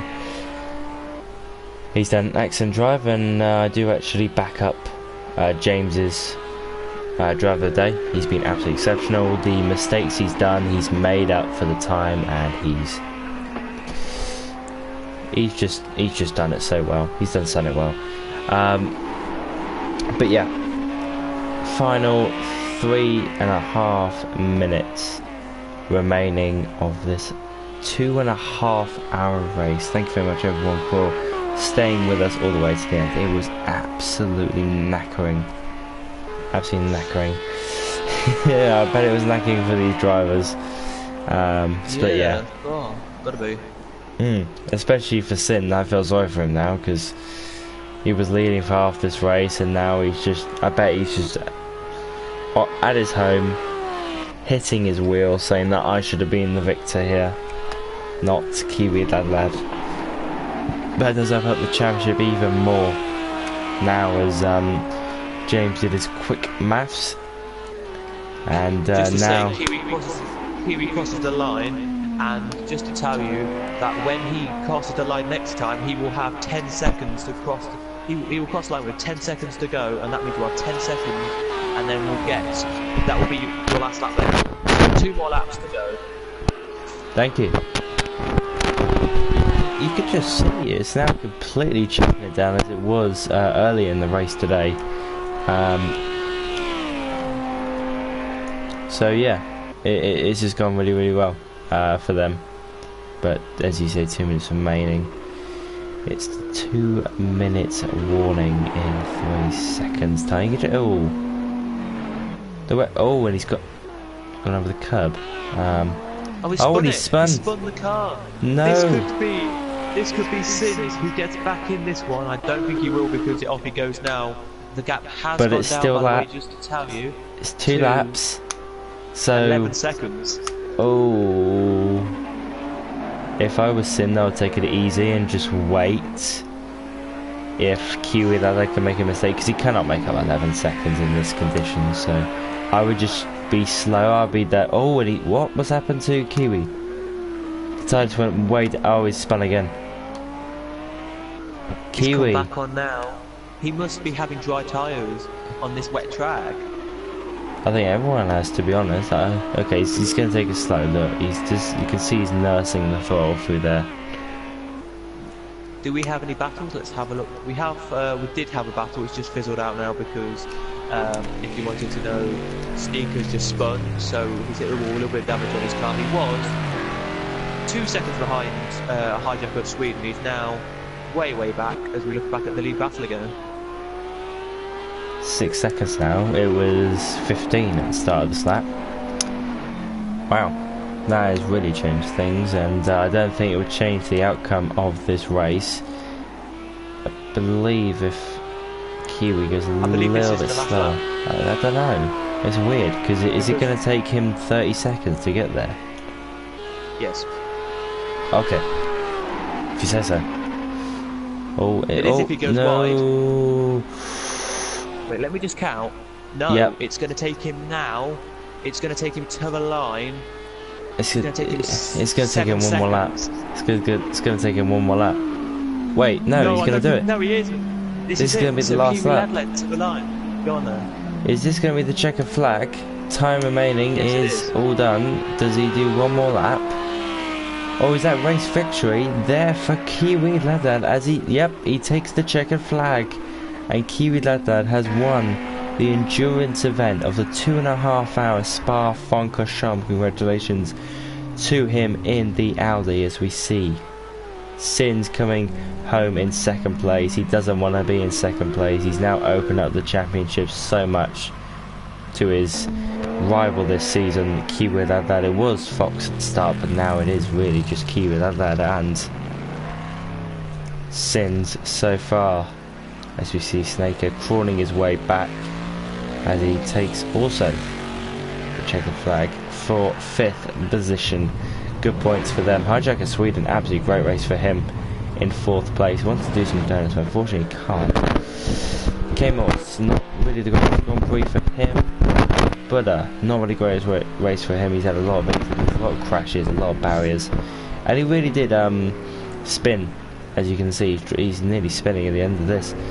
He did spin quite a lot right at the start of the Grand Prix, and he's always had that bent front end of the Merc, as you can see. But he now goes over and finishes in 8th place. K-Morse in 6th. Well, I'm trying to find anyone else who's coming to the line. Oh yeah, it's Ibwich. 9th place for him, and he's got no front end. You can just see the fuel pump, you can see all the tankers and everything. Ibwich will finish across the line in 9th place, unfortunately last.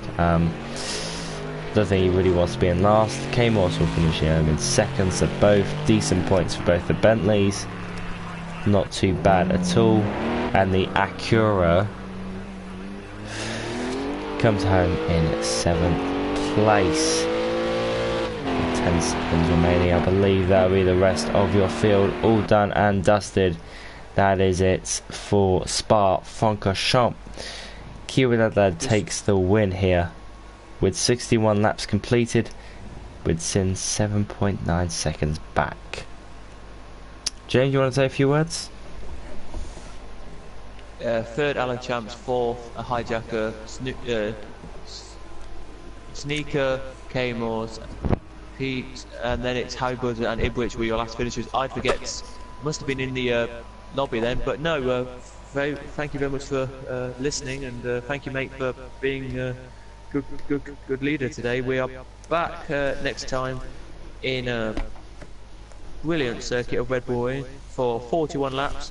The weather's going to be clear, light, and then cloudy. I don't know what light means. It must be light cloud. Yeah, light cloud. There's 2 there. I've got to say thank you very much for that. Did enjoy that.